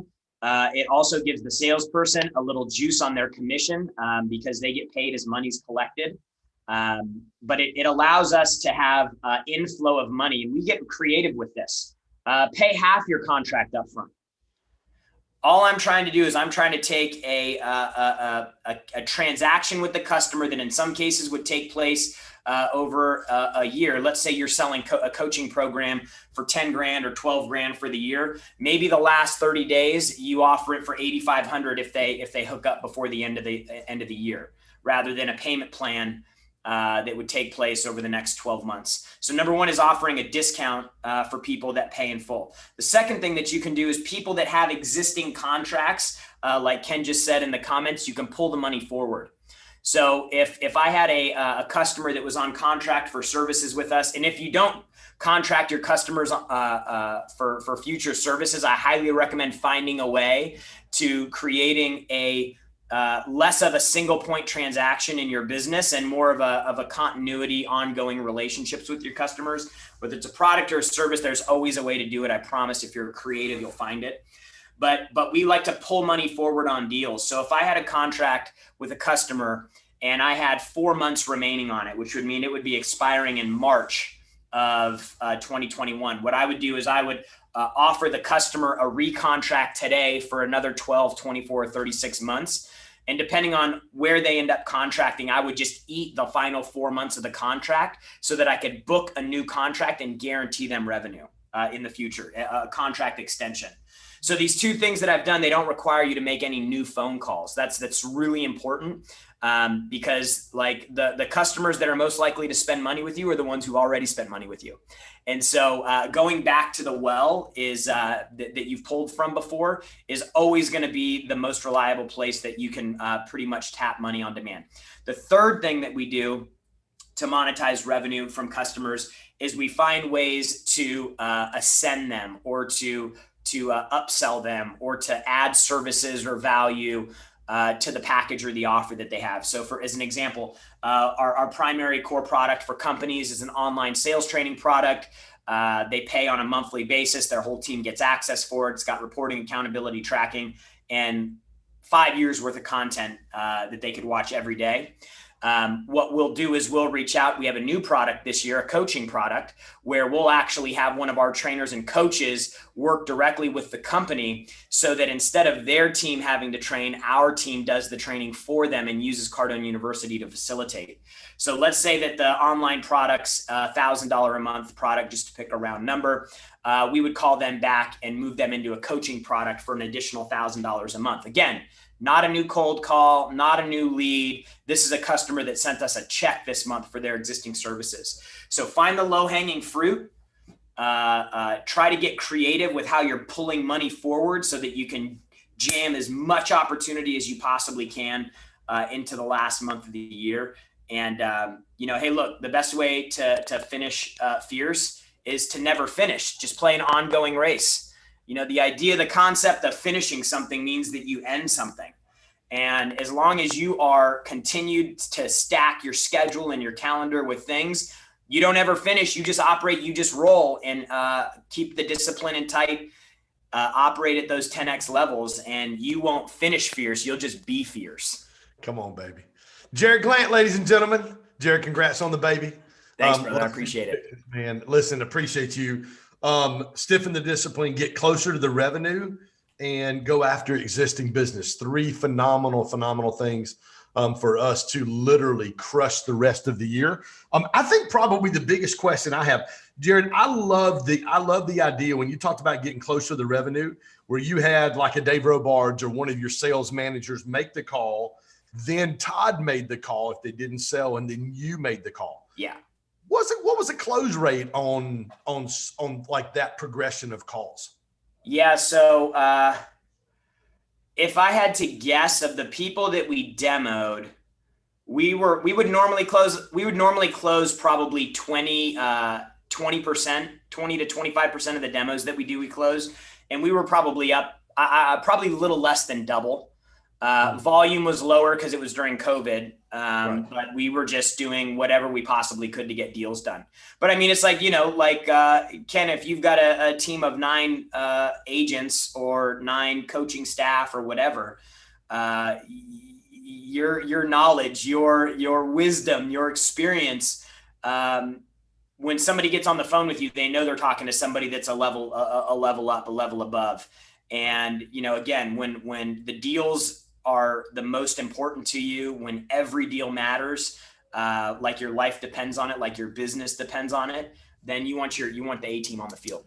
Let me ask you this question. You just said something. You said when every deal it matters, like your life depends on it. You guys are super successful. Mm-hmm. How do you keep the position of every deal matters, every deal, my life depends on every single deal, when you've been as successful as you are right now? How do you keep that edge? Yeah, I mean, I'd be lying if I said that the feeling of necessity to get deals done is the same today as it was in March and April and May, when we had businesses that were going under, their industries were failing. I mean, like there is a different level of urgency today than there was back then. But in general, we are very mission driven. We communicate the opportunity that people have internally to reach their personal, professional, and financial goals. And so we're constantly pushing people and driving people towards that.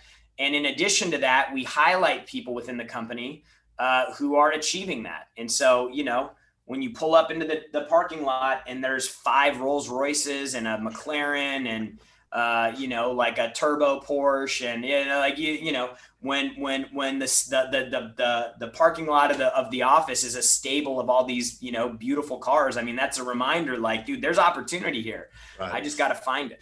And that white Porsche turbo belongs to Jared. I know. I got rid of it though. I know you did. I know you did. And I will say this, guys, their culture. I came down December the 9th of last year. We had about a dozen of us. I got to share my personal story of growing over 600% to all the sales team.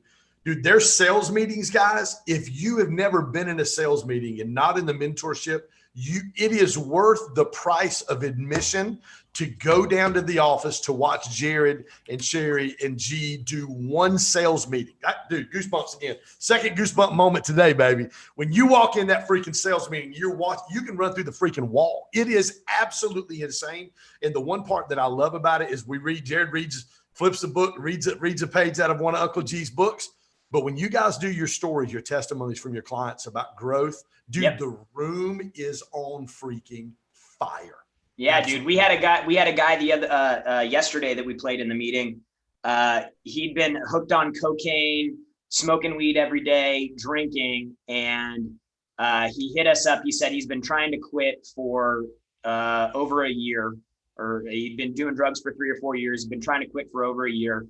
And he sent in a video. He goes, I found Grant's book, Be Obsessed or Be Average, which speaks to the addictive personality that some of us have. And he's like, dude, I'm on day 8 right now, but I just want to let you know this is the farthest I've ever made it. And I read this book, and Grant was finally the one that gave me permission, who gave me the direction or the guidance to understand that I'm always going to be an addict, but I can be an addict and be obsessed and towards productive things instead of destructive things. And I've made the decision. So, things like that happen all the time. It's pretty remarkable when you can work in an environment where you do that. And I would make sure that every single one of you, anytime you feel lack of certainty, you lose confidence, go back to people who are past customers of yours, who have been happy, who've been satisfied. If you're not doing that actively right now, you need to have a full court press into mining your customer base for people that are winning, people that are ecstatic. Get them on video, have them email you. Recognize people who have positive success stories and send those over to you, because those are as much for you, more so actually than the public, to keep you inspired, to keep you engaged, to keep you fired up about what you're doing. That would be number 4. That would be the 4th one, Dave. Yeah. Dude, I love you, man. Super grateful. Guys, listen, everything that we've done, podcasts, coaching, virtual summits, everything starts with this guy and with Uncle G. And dude, we are extremely grateful and super humbled, and can't wait to see you guys You're in the man, February. brother. I'm so proud of what you've done with your platform. You're a powerful dude. Happy to be associated with you. I love you, buddy. Hey guys, listen, our next guest is my friend Jeff Finster. If you missed the podcast where I had Jeff on, I think he's sitting in the same spot he was the last time I had him on my podcast. What's up, baby? What's going on, man? Listen, let me tell you a little bit about Jeff. Jeff is the founder and CEO of Everbowl. It is an acai, all natural. I'll let you explain it. He explains it better than I do. But anyway, the guy's crushing the game, serial entrepreneur, which I didn't find out till I guess we were in our interview. And David's actually coming up next. I'm gonna let you intro David when he comes on. How's that sound? And that sounds fun. I would be happy to. He was actually mentored by David Meltzer. Kind of had a transition, and he's a serial entrepreneur and absolutely crushing it. Jeff Finster, you got 10 minutes to talk about finishing fierce, homie. Absolutely. Well, thank you. First off, I am the founder and CEO of Everbowl Craft Superfood. It's a QSR chain focusing on acai and other superfood bases. We've opened 32 locations in the first 4 years. We have 26 under development. We're now franchising nationwide. So anyone interested in learning more about that, we use a very unique approach and disruptive. And I'm not going to use today's talk to talk about vertical integration and how we built the systems, because I think the topic today of finishing fierce is so important, especially where we are. And I really want to focus on it. My background has been in entrepreneurship. I've started 14 companies, some successful, sold a few, some failures, learned a lot, and some that were just mediocre. And what I've been able to do in my own career is something that I think everyone can do. And unfortunately, not everyone has the recipe. And whether it's through mentorship or coaching, consistent learning and consistent development is how we all get there. Because I'm an ordinary guy, right? I'm not the guy I'm not Mark Zuckerberg, and I'm not going to create the next Facebook. I'm not Elon Musk and sending rocket ships to space or drilling under Las Vegas. I'm a normal human. And I think a lot of people I talk to, especially speaking and mentoring now, they're stuck with this concept of, I'm not sure what my specialty is. Like, I don't feel like I'm remarkable at any one specific thing. And that's what's holding me back. And so I like to call myself the king of being an ordinary dude who figured out what extra stuff to do to turn my stuff into being extraordinary. And what I think you'll find from all the speakers, and I've been listening to a few, I got in late, but everyone has core values. And a lot of people who are successful, they start with their core values, because when the roadmap is gone and you're lost or you're stuck in the trenches and you're not sure what to do, leaning on those core values is your map. That's how you continue to navigate and persevere. Think of hiking a trail. If you stay on the trail, sometimes you go up, sometimes you go down, but ultimately being on that trail is critical. And your map is your core values. What do you stand for? And so I have 5 core values. I'll quickly name all 5, but 2 of them I want to focus on for this talk because they're applicable to the topic. My first 2 are the most important to me. It's making friends and having fun. If you don't love what you do and you don't enjoy the people you're doing it with, and you're not constantly building that network, you're starting so far behind the 8 ball, and you're not going to have enough passion behind what you're doing, and the hard days are going to crush you. So make sure you're making friends, make sure you're having fun. But the next 3 are very important. The 3rd one is do it now. The 4th one is Kaizen. And the 5th one is being change ready. And 3 and 4 are the ones that I want to use for today's topic of finishing fierce, because I don't believe in finishing. I used to, and that kept a very low ceiling on my own potential and on my own results. When I stopped thinking about an end result and started thinking about what I need to do today or micro goals, my whole world changed. My success literally compounded 100x. And And it's been translatable in every industry I've gone to. And so number 3, do it now. Too often we're like, and especially right now, people are like, oh, you know what? I'm going to start my New Year's resolution. Well, why not a December 14th or December 15th resolution? Why are we waiting until New Year's? Do it now. When you adopt a do it now lifestyle and you have an idea, you have an inspiration, you have a motivation, or you have a thought, by acting on it immediately, your whole life changes. It all changes. So when someone says to me, what are my New Year's resolutions? I haven't gotten there yet. I don't have a New Year's resolution until December 31st when I plan my tomorrow. Today, I'm focusing on today. I'm living in the present and I'm acting now, because you have the capability and the potential to achieve everything you want if you stack wins. And so how do ordinary people become extraordinary? It starts with win stacking, and we win stack and win stack means applying wins consistently on top of each other till we achieve our bigger goals or our bigger results. So with a do it now mentality, because I'm doing it now, I've already won the first challenge, which is I started. So many people lose because they never start. Nothing gets accomplished on someday. I've never known anyone to do anything on someday. It's on today, or you pick a day, but someday just doesn't work. So by doing it now, you start. And by starting, you've already given yourself a chance to win, and you're already ahead of 80% or 90% of the rest of the people who are thinking about starting and planning to start. You know, I jokingly have friends who own gyms, and the worst time to be a gym member is January because it's packed. But by February, it's dead again. And that's because everyone starts strong, but they don't finish strong. And the reason they don't finish strong is because they don't have a plan. So do it now. That ties into my fourth core value of Kaizen, which is the idea of getting 1% better every day. And when you have the mentality of 1% better every day, you have reasonable expectations that you can achieve, which means you can stack the wins, right? Good things can happen because you're going to get progress. And when you notice your progress and you notice that you're getting improvements and you're getting better, it gives you the confidence to keep going. It also allows you to focus on micro goals, which is your daily goals. Those are your daily resolutions. You should have a resolution 365 days of the year of what are we accomplishing today? What are we accomplishing right now? And by doing that, you're going to get better. You're going to stack those wins. And all of a sudden, the world's going to open up for you. Things that you don't realize are there are going to start becoming there because you're constantly moving.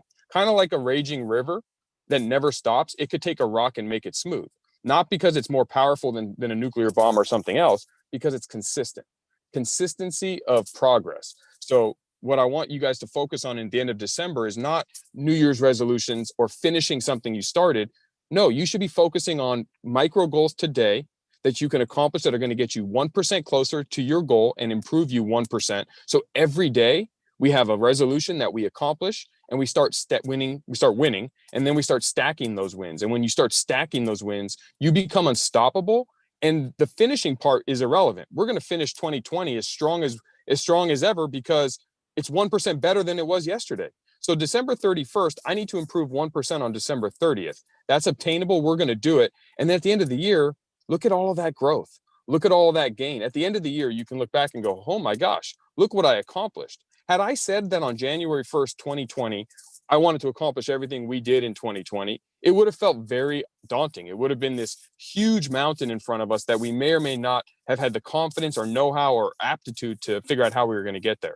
But because we knew what our audacious goal was, and we didn't put a time frame on it, 2020, 2021, 2019, but just this is the moon. We're going to the moon. Kind of like the JFK speech. We will get to the moon. How? Don't know yet. When? Don't know yet, but we're going to get there.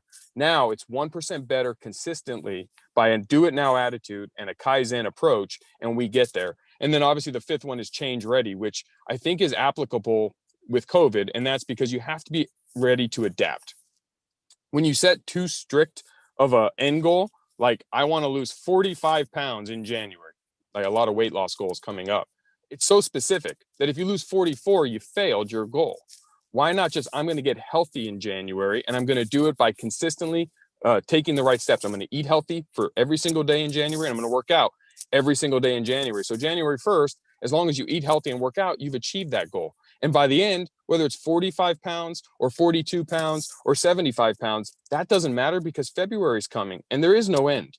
Your journey, your self-development journey, your goals and approach to achieve your goals doesn't end on some arbitrary date that we in society have put because we need a New Year's resolution. And 2021 is going to be different. It's another day in the calendar. And I think when you reverse engineer successful people, you're going to find that they don't put that finality on what they're after. Ken, I know when we talked the last time, it was very clear you have that same modality, which is no, we're going to consistently get better and better and better. And that prevents ceilings and it prevents blocks. And sorry, I'm in my car, but that kind of goes back to the do it now mentality, which is not everything's perfect. Today I'm in the field and I didn't want to miss out on this opportunity. And I wanted to get the opportunity to come on. And so whether or not I'm in my nice office with all my branding or I'm sitting in my truck, either way, the do it now mentality still applies. And that's another step, right? Don't wait for perfect circumstances and find all these built-in excuses. No, act now, do it with what you have available and get 1% better. I love it. You said, dude, I wrote this down. Dude, you should have this plastered all over your social media. Nothing gets accomplished on someday. Like, Jeff, what do you think is the, like, why is it so hard? We just had Jared on. Jared talked about increasing action. People ask me all the time, like, just get moving. I heard Sharon Lecter. I was at Coach Burt's. He's coming up in just a minute. I was at Coach Burt's with Sharon and Tim Story. And I heard Sharon say, you don't need magic, you need motion. Like what's the thing that keeps people from taking that step? And why have you taken as many steps as you have? Well, it's because they lack they didn't create micro goals. And it's because when you feel like you people give up, like that's the common theme. Oh, I've tried everything and I just am not getting results. You are getting results. You're just not getting the end result. And we're too focused on the end. And we're too focused on saying, I want to be a millionaire. I want to have my company do this. I want to be the CEO of the company. Well, you got to start somewhere. And we all have to start somewhere. And I used to do that. Trust me, patience is not my virtue. Anyone who knows me knows that I don't know any entrepreneur whose patience is their virtue. I don't know any entrepreneur who's that way. I don't have a patient bone in my body. And I used to live in the future constantly. I want this. And if I didn't have the end result, I ignored everything from 0 to 100, waiting for 100. And the problem is you get discouraged because 100 is not ready for me to obtain today. I'm not ready to have that today. So what I need to do is focus on what can I do today to get 1% closer, because time is going to go through whether I'm there today or tomorrow or a year from today. And we're all living our journey and pursuing our best version or trying to be our best self. And when we take that approach and switch our modality to micro goals, Kaizen, do it now. What can I do today? Live in the present, accomplish something today towards that goal. Before you know it, you're there. And I think I used this analogy, I think when we were on our podcast, because I love it. It's the most telling. And working out is the best approach because it's the one that everyone does in January 1st. And it's, if you were sitting on your couch and you have never exercised before and your goal was to run a marathon, that's a big, audacious goal. But you can't just get off the couch and go run a marathon, or most humans can't, right? So what if you just put your gym clothes on today and sit on the couch? And then what if tomorrow you walk or run to the mailbox? And then the next day you walk or run to the next mailbox. And then the next day you walk or run to the third mailbox. And every day you go one more mailbox. Eventually you're going to be running a marathon. Eventually one mailbox isn't enough. You're going to say, tomorrow I'm going to do 5 more mailboxes, because you've built the strength. You've built the cardiovascular strength. You've built the habit. You've trained your body onto what to do. You got the endorphins and the mindset that wants to accomplish it. And it's only 5 more mailboxes. So what if I told you to run 6,000 mailboxes? You'd be like, I can't do that. But if yesterday you did 5,995, you probably could. You'd feel like you could accomplish it. And so people get off their train. People lose the consistency because they don't see progress. And progress is all in here. Progress is what you deem it to be. So when you set a micro goal, you now can act against that. And when you realize, oh my gosh, today I was going to make 50 sales. I want to make 50 sales calls. I've never made one. So today I only made 36. I felt like a failure. What if today I make 5 sales calls? Tomorrow I make 6 sales calls until I get to the 50. If 50 can't be done overnight, then do it in steps. But all you have to do to get successful and to become extraordinary is do the extra stuff everyone else isn't doing. And you can turn ordinary into extraordinary. I love it. 2 quick questions. One comes from Howie. Do you keep track of your accomplishments and go back and reflect on them? I don't do a great job. I tend to spend more time focusing on my failures because I find them to be learning. I'm one of those people that I hate losing more than I like winning. it Yeah. made me very competitive and not the greatest teammate, I guess, in some aspects. But losing bothers me way more than winning, and I don't embrace winning enough. I probably should, and take the accomplishments and look back on them. I spend more time as soon as I hit a goal on what's the next goal, what's next. And when I lose, I wonder why, and I want to figure it out so I don't do it. It's something I'm kaizening. I'm trying to focus more time on some of my accomplishments because it is my journey, right? This is my life. We all get to travel the world once. And if I don't embrace and smell the wins along the way, then, I'm missing out on something I should. I love it. One more question from a guy named David Meltzer. He said, where did you learn this stuff, Jeff? David Meltzer, my brother from another mother.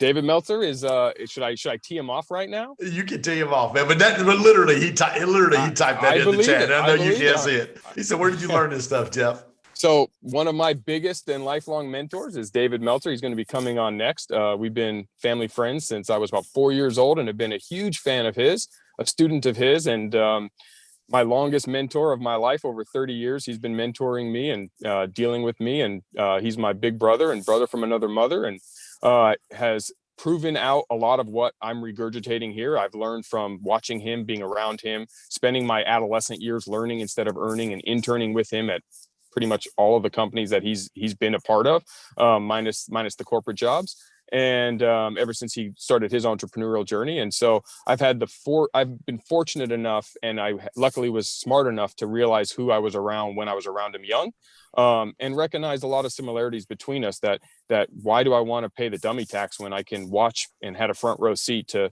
someone else's journey who was a little bit older than me, but years ahead of me on their journey. And spending that time to dissect, not just focusing on, the bling. And one of the things I love about Dave the most is that he's not one of the guys that just, you turn on his Instagram and all you see are Ferraris and planes, which are great. They're inspiring, but that doesn't teach me anything. All it teaches me is I want a plane or I want a Ferrari. But actually, no, Dave puts out quality content all the time. And if you sift through the bullshit of social media and you sift through what people and how they're presenting themselves, and you get to the core being, you can learn a lot from a guy like Dave. Yeah. I'm trying to take what I've learned from him and other amazing mentors and put it through. But a lot of that I'm going to get from the speaker you're going to hear from next. Well, Dave, I couldn't do an introduction as good as Jeff just did for you. You look like a proud father. Jeff, thank you so much for being with us today, dude. Honored. I'm grateful for our relationship. I didn't even know you and Dave knew each other until we had you on before. Look forward to some of the stuff we've got working together in Scottsdale in the next quarter. Yes, very excited, and Happy New Year to everybody, and crush the day. I'll do it, man. Thanks, Jeffrey. Hi, Jeffrey. Dave Meltzer, ladies and gentlemen. David, you got 10 minutes. Finish fierce, my friend. You got it, man. I am a proud father. That's the key right there to getting older. It's the best part of it when you can see, we're blessed, but my goal is always to plant seeds under trees. And sometimes you actually get to sit under those trees. And this is a classic example of me sitting under a tree that I planted seeds. Most of the time, my goal is to plant seeds under trees I'll never sit under, which is taken from Dennis Waitley. And something I learned at a young age, that we can't see the effects of what we do sometimes. And that finishing fiercely takes a perspective of three things. One, that I'm exactly where I'm supposed to be, right? Too many people don't spend enough time realizing I'm exactly where I'm supposed to be, and I'm at the right place at the perfect time. They spend so much time focusing on what they don't have, what's missing, what other people think they should have, what other people think of them. And they end up, believe it or not, finishing with what's missing, finishing with what other people want for them, finishing with what they don't have. And so I think the first key to finishing strong is to realize I'm exactly where I'm supposed to be at the right place at the perfect time. And my tomorrow is Jeffrey, I'll try not to be too duplicative, but he's such a great student. But I'm, someone who believes that my tomorrow starts today. People ask me about my routine. My daily routine for tomorrow starts at 9 p.m. with an unwinding routine for my sleep, because I think sleep's the greatest habit that we all share. And it's the easiest one because we all actually act upon it in some way or other. We all aren't good at it. We don't pay enough attention to it. We don't practice it like I do. I have a sleep coach. I have a sleep mentor. I literally practice my sleep. And it's a key to understanding that it's the only time when my ego is truly out of my own way. and I'm connected to the greatest source of light, love, and lessons. The second thing beyond being happy where you're at, Jeffrey touched on it. I'll say it the way that I do, which is I'm always angling to what I want. So, with the years, one of my favorite things that Jeff said there was, I wanted, to learn not pay the dummy tax. I think that it revealed or exposed me as the dummy because I paid all the taxes for him. And I have lived my life with a mission of empowering over 1 billion people by paying their tax. I can't pay your federal or state tax, especially maybe with the new regime coming in. But more importantly, I can pay your dummy tax because nobody's been a bigger dummy than me. I've lost over $100 million, made it back. And I have paid a toll that I want other people to share in that so I can pay it. But I angle to what I want, which requires one thing. To finish fiercely, you have to be radically humble. You have to know what you don't know. And, what's funny is, when I was younger, I thought I knew everything. And, and I was told I didn't know what I didn't know. But the greatest thing about getting older, more experience, or paying the dummy taxes, as I finish strong, I still realize rule number 6. I don't take myself seriously. I have objectives, but I know they're full of shit. I'm a complete hypocrite. And the reason I know that is from those lessons I taught Jeffrey about taking inventory of my values every day and not being afraid of saying, I've changed because I've learned. Listen to me again. I've changed because I've learned. Those people that won't change, all they're doing is indicating to you that they don't learn. And the key to life, the success in life comes from, if you look into all the great successful people, and I'm blessed on my podcast and in my career to be around billionaires, millionaires, entrepreneurs, celebrities, athletes, and entertainers, they all have learned a ton of lessons. And they didn't learn them by chance. They have invested in themselves. They are exactly where they're supposed to be, and they're angling towards what they want. But the key to finishing fierce is having faith. And that's the component that I never blended into the hyper OCD, hard-hitting, competitive, duplicative of Jeff Fenster, scarce and young. And now I have this faith that although I'm right where I'm supposed to be and I'm angling with everything I have, 3 laws that I put into place. When I say, I'm enjoying the consistent, persistent pursuit of my potential by angling to what I want, I trust the law of gravity. The law, and nobody, none of my mentors mentioned the law of gravity. John Assaraf, Proctor, Canfield, Tracy, I'm old, so these are my mentors. None of them talk about the importance of the law of gravity. I think the law of gravity is the most important when it comes to faith, because what the law of gravity says is everything's going to be pulled down to me, right? Without gravity, there's no directive to the frequency in which I put out. So I trust in the law of gravity. I have faith in the law of Goya, which Jeff touched on. Get off your ass. Nothing happens to those moves. You go from Einstein on, every, Planck, Castaneda, all the greats that have won Nobel Peace Prize will tell you nothing happens until you move. So you got to get off your ass. And then finally, the law of attraction, which does not occur in any realm other than your quantum being. It doesn't happen in your conscious and subconscious. You can start the process by having a vision board and paying attention to and giving intention to the coincidences that you want. But to finish fiercely, you got to have faith that not only are you where you're at, angling to what you want, but even better, you're going to end up somewhere better than that. And instead of looking to what I'm missing, what I don't have, what other people want from me, I'm looking for what I want and have faith that I'm going to get something better. And that puts you back into, every day. That kid said it perfectly and it made me so proud, right? There is no New Year's to me.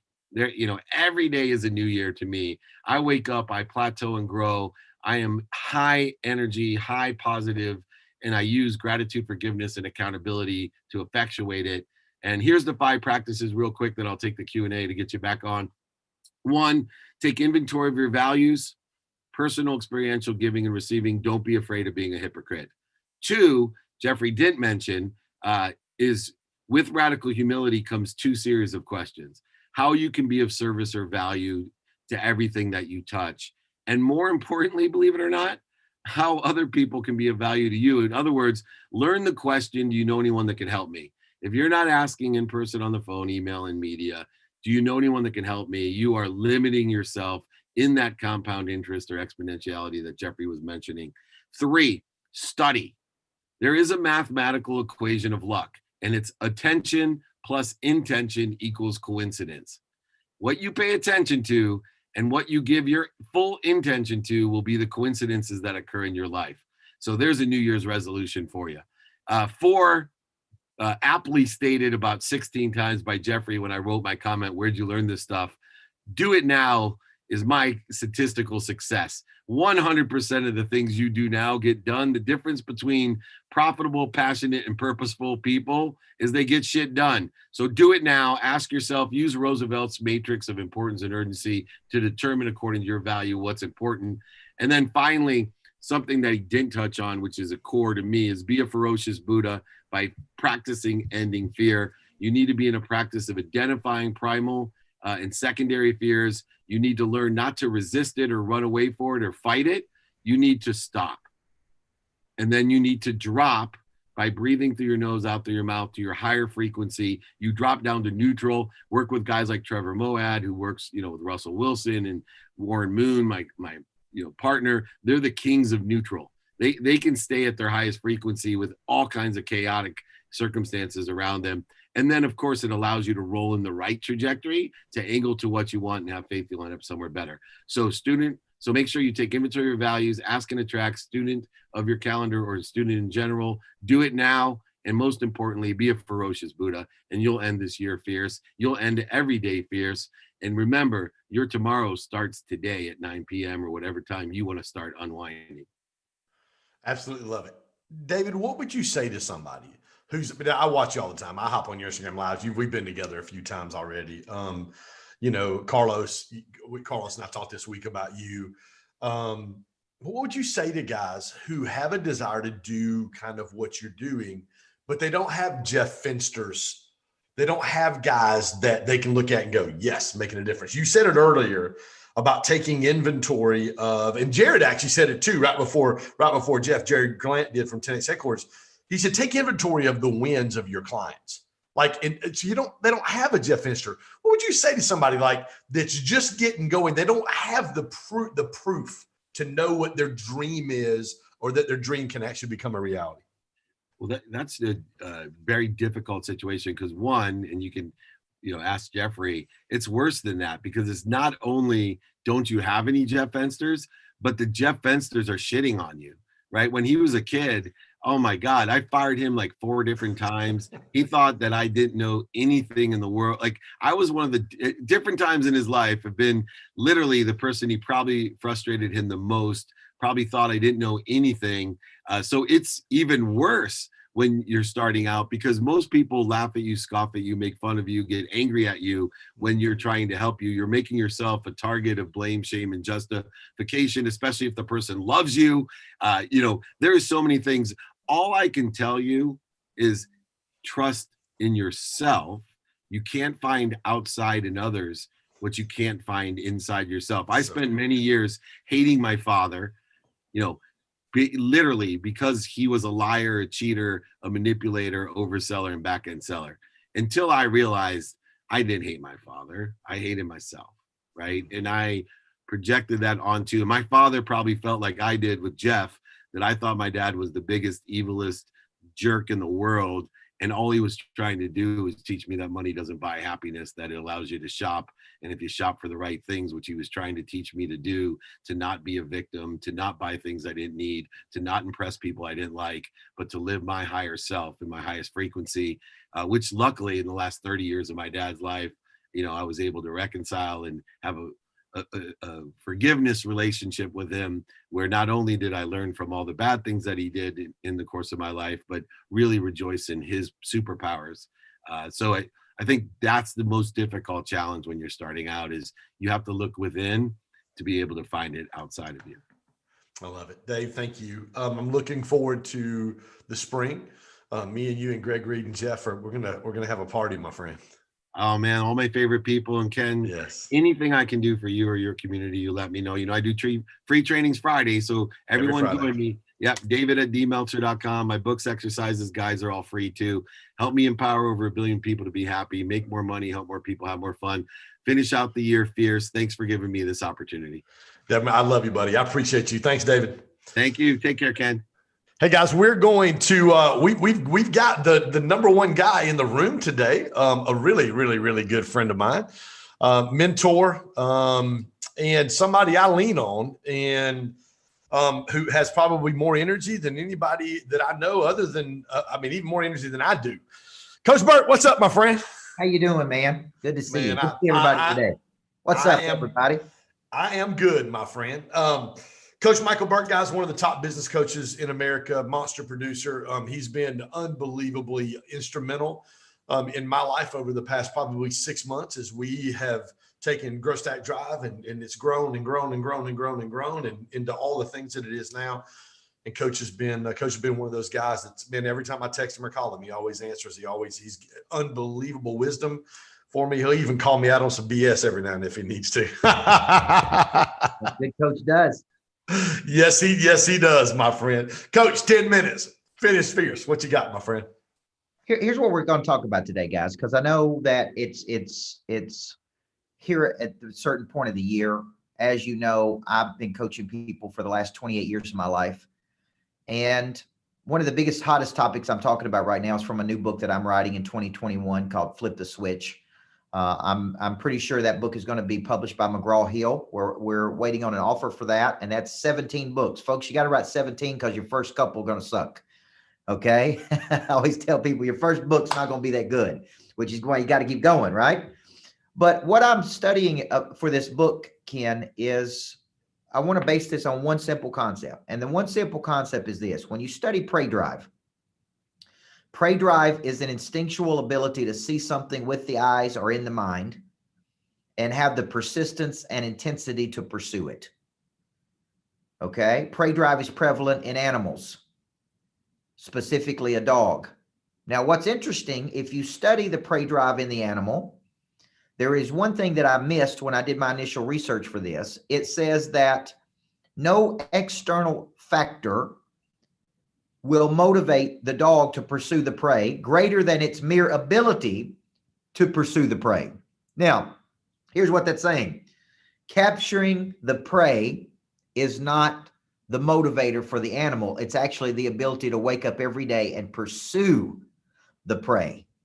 Now, this is very important for people because people start asking the question, why keep pushing? How much is enough? How far do you have to go? And when you understand this one simple concept is that your mere ability every day to wake up and pursue your potential is its greatest reward.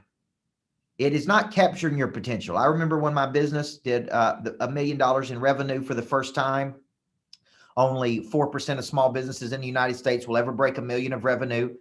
That's 96% of small businesses will never do $1 million of revenue. That's why when you watch Shark Tank and those companies say we did $1 million, we did $2 million, we did $3 million, those sharks are all over it because they know that's a small number of businesses. Well, for years, it took me because, I was a women's basketball coach and then I started this coaching business. And for years, I was like, how can we get to $1 million? How can we get to $1 million? How can we get to $1 million? And then I remember December of one year, several years ago, probably 7 or 8 years ago, we got to $1 million and I was down in Florida at a condo. I was working out and a guy said, Coach, we did it. Ashley, we did it. And I'm sitting there and I stopped for a minute and I went, great. And I just went back to working out as if, hey, it's not a big deal. And you know why? Because it wasn't capturing the prey that motivated me. It was the pursuit of capturing the prey. Okay. And when I was a basketball coach, it took me 10 years to win a championship. Once I won a championship, I'm like, all right, what do we do now? Like, do we come back and do it again? Or do we do something bigger?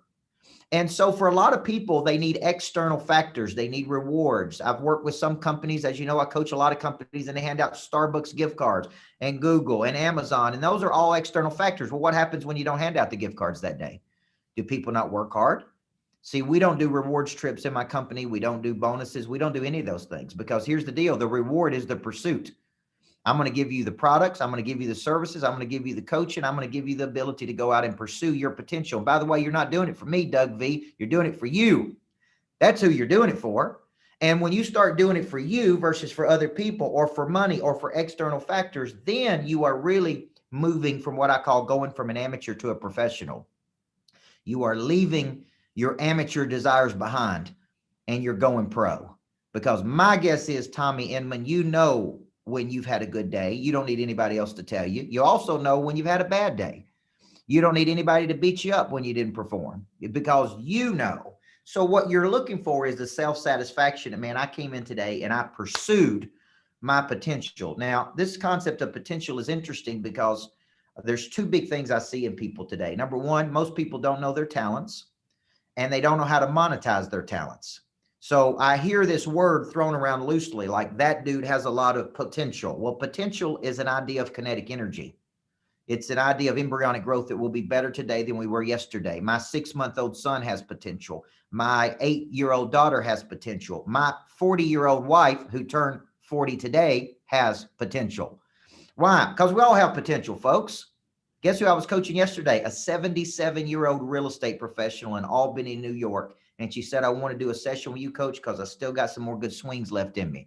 I've got a 74-year-old that's managing $6 billion in Houston, Texas. I got a 70-year-old doctor, #1 doctor in America that I'm coaching.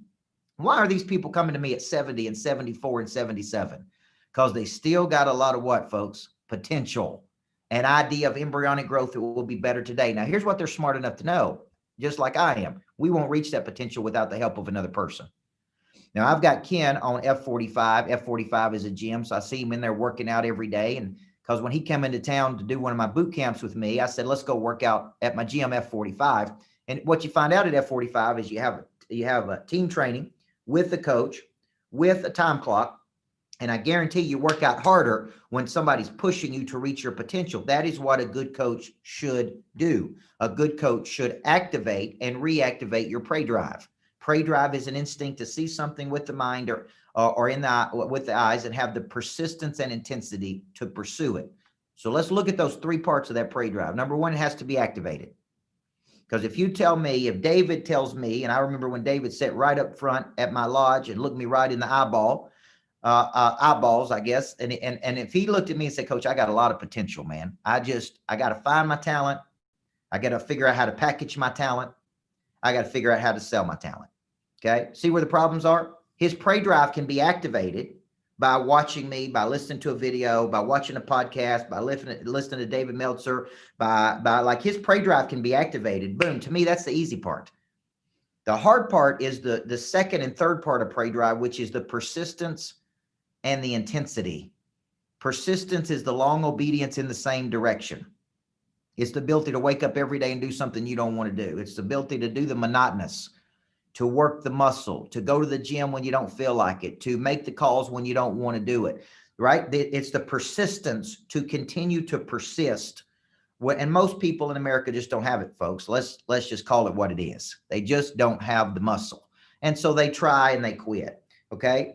Look at follow-up, for example. Every sales stat in America tells me it takes 7 to 15 touches to convert a prospect to a client. How many people go 7 touches? How many people go 15 touches? They don't. They go 1 touch or 2 touch and they give up. They do not have the persistence. They do not have the long obedience in the same direction. And the third piece of prey drive, which I'm sure you can sense it in me, is an intensity. And intensity is veracity. It is, I have a target and I am going to move toward that target with a specific intensity every day. I'm going to attack it.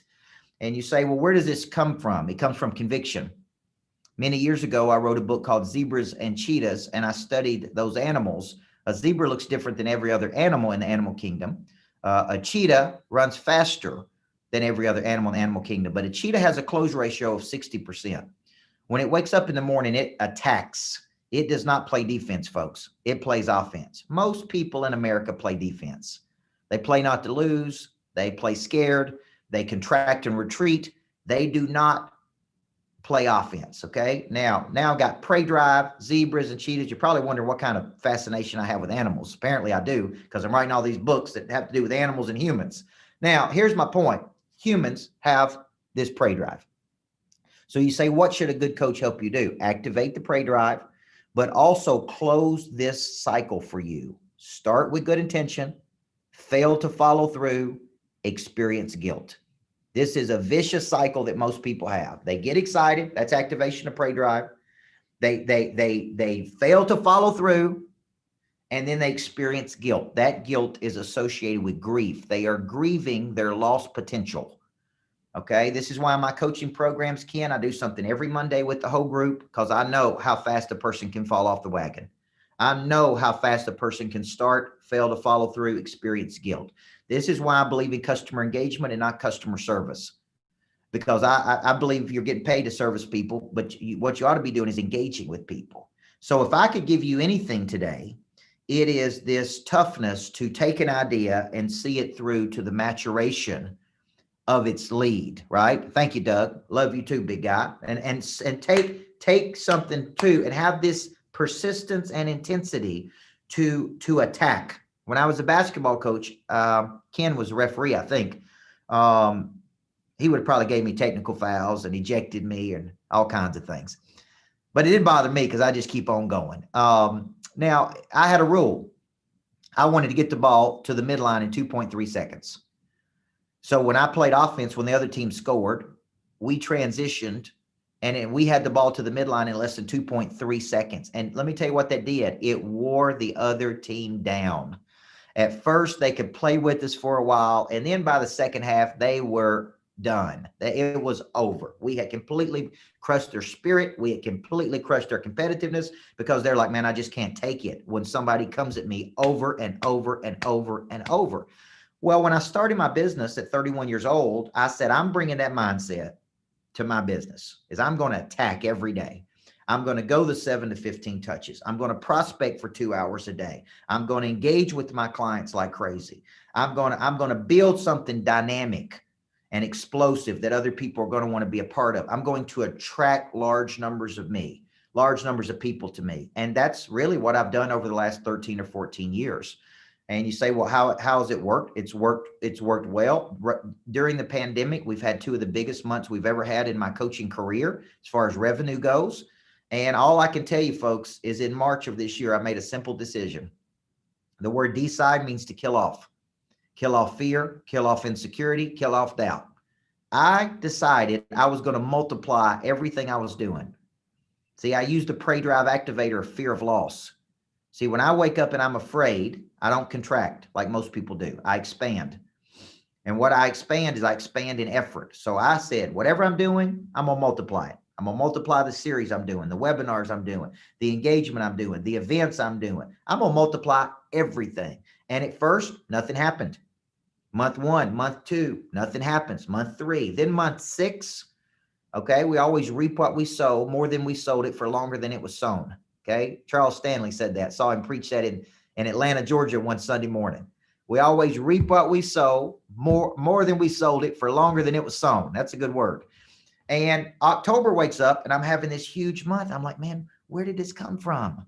Why am I having this success? You know why? Because a simple decision I made, right? A simple decision I made back in March of this year when I got scared. I used the activator fear. That's a Prey Drive activator, fear of loss. And I put it into motion. Okay. So these are the kinds of things Ken and I are going to be talking about together. These are the kinds of things we're going to be coaching people on. I believe that my number one purpose on earth right now is activating the Prey Drive in millions of people. That is what I have positioned myself as the leading authority in activating this. It's what I've really been doing since I was 15 years old. That's 28 years I've been activating this drive in people. And there is a difference between activation and motivation.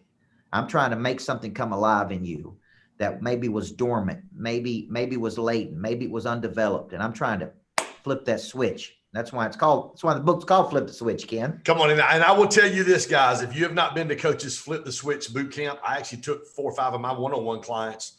I think it was back in July. Grant had canceled 10X boot camp. I called Coach on the phone. I said, hey, can I come? This is for under 40 leaders and I don't qualify for that anymore. Can I come? And Coach literally for 3 days, a $500 event. Is that right? Yep. It was $10,000 worth of content. I told him, I said, man, this is unbelievable. What you're giving these guys. I want to ask you a question, Coach. You talked about I love, because I am a referee. I've been refereeing high school and college basketball for a long time. I love your 2.3 seconds to half court, about how you know, they can take it for a little while. My high school that I played at in Georgia, we've been to 25 Final Fours in 30 years or whatever, won several state championships. It's a 1-2, 1-1 full court zone. I mean, it's from the tip, bro. We're in you. And it's been that way for 35 years. How did you transition that over into your business when you say that? What's that transferable principle into your business? Speed, decisions, making decisions, even if they're wrong decisions, deciding to kill things off. I think what we struggle with is making a decision to invest, making a decision to get going, making a decision to start, making a decision when you don't have all the facts, making a decision. So, you know, my concept is, man, let's make a decision and move. Let's move quick. And that has served me very well in my life. Too many people think about it, talk about it, sleep on it, worry about it. And I would tell you that my instinct is pray drive. Okay. And I had a strategist for a long time who ran numbers for me and would come back and basically give me numbers. And he said to me one day, he said, 9 out of 10 people, I tell them that if the numbers don't add up, not to do it. He said, but that's not what I tell you, because your instincts are so strong that even when it don't make sense to somebody else, coach, you can find a way to make it work. I take every liability and convert it to an asset. And that is part of my strategy, is the conversion of a liability to an asset. But it has to do, Ken, with my mindset of it's going to be a fight, but dadgummit, we're going to win. Come on. And whatever you hand me, you know, I did a major event this past weekend with a major country music artist who we found out into the night couldn't come. Right. Now I got all these people that have paid these money to come. And instead of going, hey, it's going to be a bad night, I said, look, man, here's the best news. You're going to get 2 for 1. You're not only going to get tonight, you're going to get to come back January 9th and do it again. And then we're going to have the artist that was supposed to be here. My mindset is like King David in the Bible. It's going to be a fight. I got proper expectation, but we are going to find a way to win, man. And if you have that mindset, it's all offense. It's not defense. There's a place for defense, by the way. I love you said that earlier. Most people live on defense and not on offense. The instinct part, I was going to ask you the question, at what percent do you make a decision? Like you're 60% sure, 70% sure? Is there a number, or is it just instinctual for you? It's instinctual because of the mindset of converting liabilities into assets. I see possibility. And when I see possibility, then I can figure out how to make it work. So it's not a percentage to me. It's literally a feel that I have when I walk in and see a concept like, man, I can make this work. I can figure this out. Okay. I can make this into something profitable. And to me, there's no wasted movement, meaning if we lose something, we learn something. It's okay. I love it. And if we lose something, we learn something, man. It's not a big deal. What's the best way for somebody on this call, watching this down the road, to really develop and learn and hone the instinctual side of decision making? Well, one of the pieces of Pray Drive that I get into in the book is environment. There's 2 things that will bring out your Pray Drive. Environment is one, and exposure is one. Meaning, when I'm exposed to the way big time people think, it rubs off on me, right? And it makes me want to think bigger and take bigger action. And when I'm in environments, what I would call high Pray Drive environments, this is why you need to be in coaching environments. This is why you need to be coached by the right people, because they are specialists at activating something inside of you on a consistent basis. Okay. And that's why the exposure is very important, and the environment is very critical, right? And too many people are out in their own world. And I'm telling you, good people left to their own device with no accountability and no structure and no coaching will contract to a place of comfort. I don't care who you are, folks. You need the structure. You crave the structure. That's good. One of the things I write in my 10X planner every day is get in rooms with people who think bigger than you. It is my quote I write every single day. Coach, what's the best way for people to connect with you? Coach@coachbird.com. Email me, coach@coachbird.com. If you want to do something with me, if you want to get in a room with me, if you want to come to a boot camp, if you want to come to what Ken and I are doing, it's coming up pretty soon. And get 2 days. I think the best thing that I do, Ken, is be in a room, eyeball to eyeball with people in an intimate setting like my lodge in Tennessee. I mean, yes. I'm a live coach.